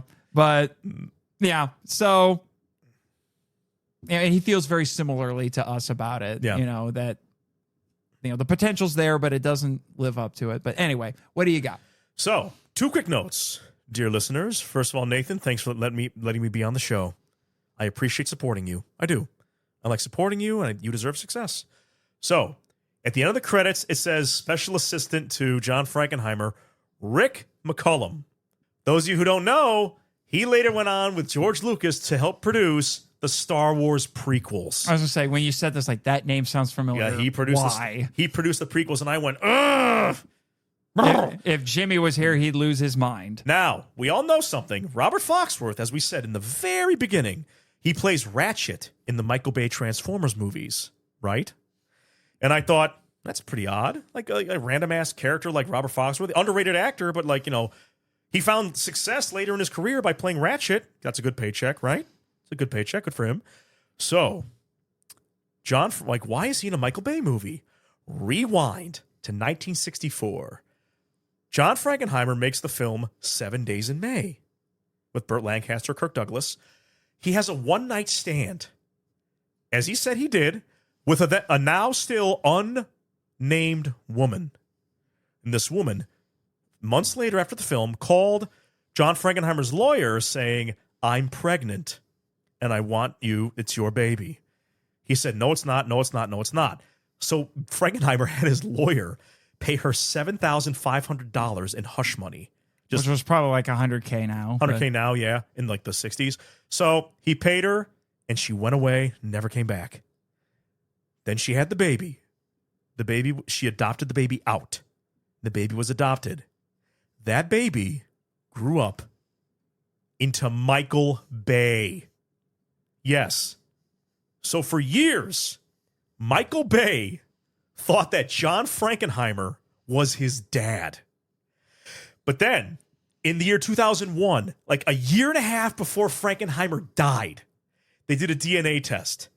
John Frankenheimer, you are not the father. John Frankenheimer is not Michael Bay's dad. But for like 20 years of his life, Michael Bay thought John Frankenheimer was his dad.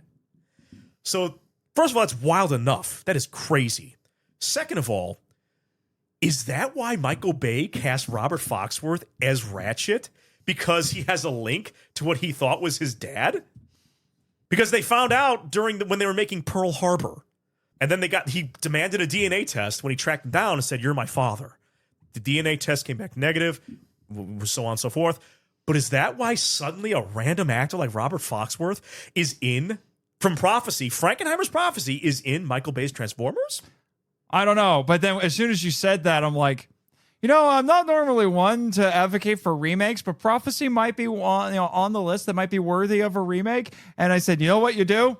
It's Michael Bay, and he says, for dad. But then he recreates the pimp slap kill with the sleeping bag, except what happens is it's like a CGI monstrosity, because that's what we're going to do. And it smacks the kid, and it goes flying. And then we do the sleeping bag scene again, but we got to put the Michael Bay flare on it. So it hits the rock and explodes into feathers, and then the feathers spontaneously combust. Yep. So it's like fire that rains down. And then Shia LaBeouf screams. And because Katahdin is female, she has giant boobs. And she's shot like a car. And she's played by Megan Fox. See? And voiced by Megan Fox, because it's going to be CGI. And voiced by Megan Fox. See? Yeah. Marchand. We just made $1 billion movie. No. We have Megan. Megan Fox doesn't want to work with Michael Bay again. But if we could pay her enough money, Rosie Huntington-Whiteley, the model. Yeah. But I was going to say, if we could pay her enough money, she's going to be Maggie. Yeah. She'll be Maggie and freaking out over pregnancy. Yeah. Or we won't even have that because, No, because obviously they can't stick the landing. So they can't something. I don't know. They can't follow through. Michael Bay they can't follow through on their own premise. Yeah. So, Michael Bay strikes me as the kind of guy who would be like, no, screw you and your nonsense, Hollywood. I'm going to make a movie about fear of pregnancy. And he probably would. Yeah. When he learns how to read, he will. Something like that. All right. We're crunched for time. We need to start wrapping things up. So, but I had a good time. Yeah, we had a good time. I enjoyed talking about this movie very much. Yeah. It gives a lot to talk about. Yeah. And if you want to read about some of my research that I didn't get to use, and you don't necessarily want to go through all of my sources in the show notes, because you should always read the show notes. Join MIFV Max on Patreon. You can read my research notes on there.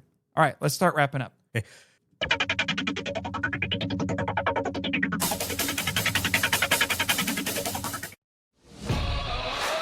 This podcast is a proud member of Culture Box. Whether you enjoy geeky reviews, comedy, or original fiction, you can open up the Culture Box and find something excellent for your soul. Point your web browser to culturebox.media. Well, there go the final episodes of Power Trip and Henshin Men. Nice try blowing them up, Rito and Junior. Huh. Anyway, I'm going to miss these podcasts. Not as much as me. Or me. Huh? Chris? Jake? What the heck shit are you doing here? To tell you cannot stop podcasting about Tokusatsu. But I'm still doing the Monster Island Film Vault. No. We want more Henshin heroes, especially with more getting released outside of Japan. You're right, guys. We need Henshin Power now!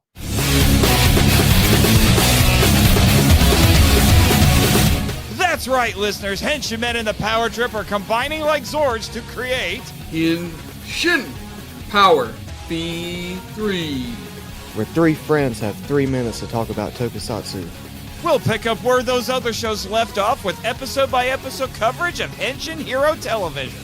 But just like Ultraman, we'll only have 3 minutes to discuss each TV episode. Which means we'll be talking about 5 to 10 TV episodes on each of our podcast episodes. Whether the series is live action or animated, if it has a transforming superhero and wasn't covered in the other 2 shows, it's eligible for this new podcast. The heroes of the internet will be happy to know Henshin Men's trademark awards for things like the best stunt or fight scene and craziest moments are returning, with 2 new awards being added. And the listeners with attitude will love that the Power Trip's popular thematic discussion and infamous Rant Master will also carry over. So join us Ultraman Day, July 10th, 2024, and then every first and third Wednesday each month for a brand new Tokusatsu journey. You can even vote on which series we cover first. It's Morphin' Time. It'll be Henshin credible. Watch your favorite podcatcher.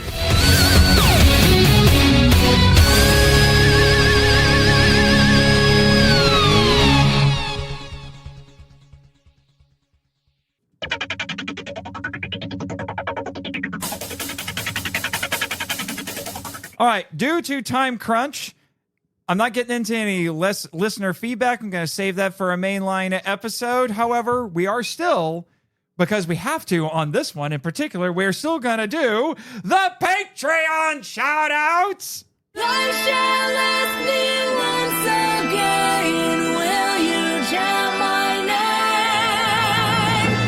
Starting at the Day Pass tourist level with Eli Harris. Redeemed Otaku Podcast. And unfortunately, he's not paying enough money to be the last one here, but we also have Tofu Fury. I'm sorry, man. You got to pay me more money in this case. You know, I got bribed out of you being the finale. I'm sorry. Eric Anderson of Nerd Chapel.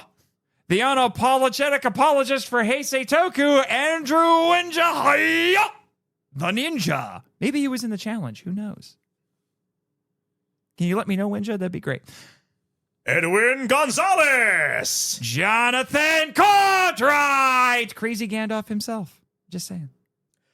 Leon Campbell. Michael Watson.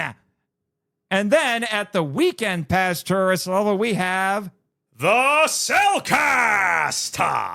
And then moving on to the VIP Pass tourists, we have Daniel Damana of the Godzilla Novelization Project. Go buy his book, G Cinema, out now. Which I did.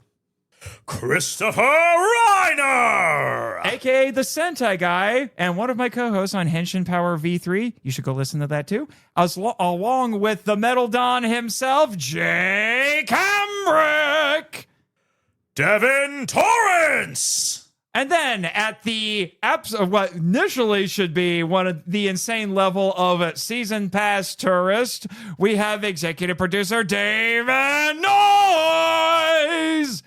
Sam Allred. And then the founder of today's feast, a true maniac among maniacs, at the exceedingly rare Jimmy's intern level, bypassing the golden ticket level, which I thought was crazy enough, we have me, but not that me. comedy gold. Matt Walsh, but not that Matt Walsh. This Matt Walsh. That Matt Walsh. Just happy to support you, buddy. Yeah, it's much, much appreciated. So, normally this would be where I promote the next couple of episodes, but I am so confused right now. I'm not sure what episodes are coming out at this point. I think. No, I'm not sure what my next couple of episodes are. I am just very confused right now. That is how impromptu this is. Yeah. So, all I will say is we're still doing Patreon episodes. You might hear Dragon Slayer with David Noyes. It would be more Godzilla Redux. Our theme for season 5 is the Ultra Journey. We're going through Ultraman movies. Like I said, I'm not 100% sure which ones are going on right now because my life is crazy. We have an Ultraman on the island now who is fighting monsters like fire-breathing T-Rexes and floating machine heads from space. I call that Tuesday. Yeah, I'm sure you do. I'm just saying, call me crazy, but the floating machine head from space sounds eerily like you, and I don't know why. Does he? Huh. Why's that? I don't know. Huh. Weird. Should I be concerned? Weird. Is he like scanning the internet and finding your voice and copying it or something? No. Who'd want to sound like me? Why? Yeah. Why would you sound like this? It's weird. I didn't choose this. Yeah. He sounds like me, huh? Yeah. Huh, I don't weird. know. It's just a little. Not sure why. Weird. Yeah. Strange. Yeah. But we live in an age of AI, and the only AI I trust is named Jet Jaguar. Mm-hmm. And John is drunk. Interestingly, when the whole machine head thing from outer space happened, apparently Jet got picked a fight with our local Ultraman, so it was kind of weird. Yeah, weird. Yeah, I was not there for it. I should have placed bets or something on who would win. Ow! What happened? You okay? Yeah, I'm fine. I've just been, I survived a mecha crash a few months ago. I've been just one of the lasting effects been random headaches. I'm sorry. Well, if you'll excuse me, Mr. Marchand. No, you got to do your shameless I've got to go be Super Mario. Woohoo! I know. Any other shameless self-promotion you need to tell us about? I'll be back soon enough with another Jimmy's intern thing. Next year, maybe. Next year, probably. Maybe. Oh, well, no, later you're this year. going to come back sooner than that, sir. Yes, I will. For what? What is it? What is it? Your favorite Godzilla movie. Oh, Hedorah? No, I've already covered it. Let's see. Ghidorah the Three-Headed Monster? I've already covered it. Terror of Mechagodzilla? Already covered it. Huh. Well, what could it be? Godzilla versus Space Godzilla! What? No!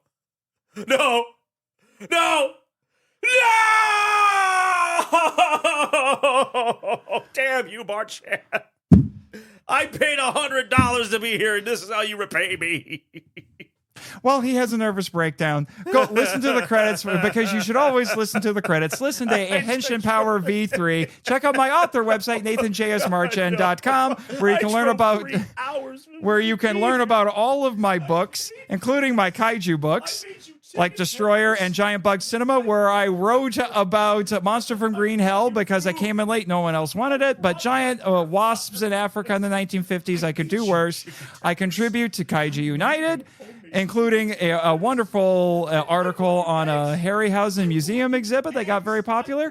And I'm part of the stable of actors and writers for Scyther Inc. Productions. You can hear me as my former roommate Rito on Power Rangers the audio drama, of all people Deadpool on X-Men the audio drama, and Johnny Star Baby on Avengers the audio drama. I escaped the hells of Chicago for this. All right. Well, with that, Jimmy's not here, but cue the credits. Bye.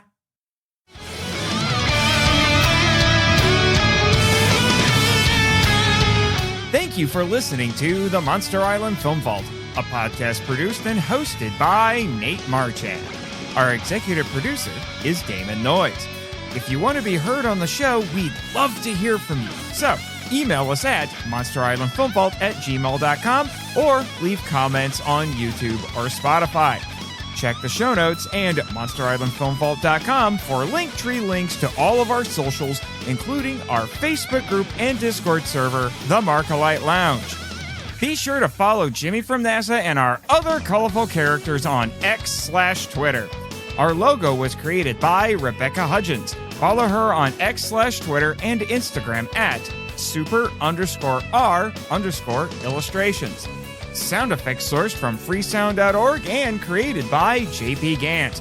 Our theme song is Wanderer on the Offensive, live edit by B33J, Sarax, Juan Madrano, and Nonsensical Lexus, which is a remix of Counterattack and The Open Way by Koatani from Shadow of the Colossus. Our music includes Ultraman Rap, Artist Unknown, and Chant My Name, a cover by Second Archive of the song by Masaki Endo, with additional tracks from the 4Kids dub of Ultraman Tiga. All film and audio clips belong to their respective copyright holders, and no infringement is intended or implied. Visit our TeePublic store, the Monster Island Gift Shop, to purchase official MIFV merch. Please rate and review us on Apple Podcasts, Spotify, and or Podchaser to spread the word about the show. You can even support us by joining MIFV Max on Patreon. MIFV is a Moonlighting Ninjas media production and a proud member of Pod Nation and the Culture Box Network. Sayonara!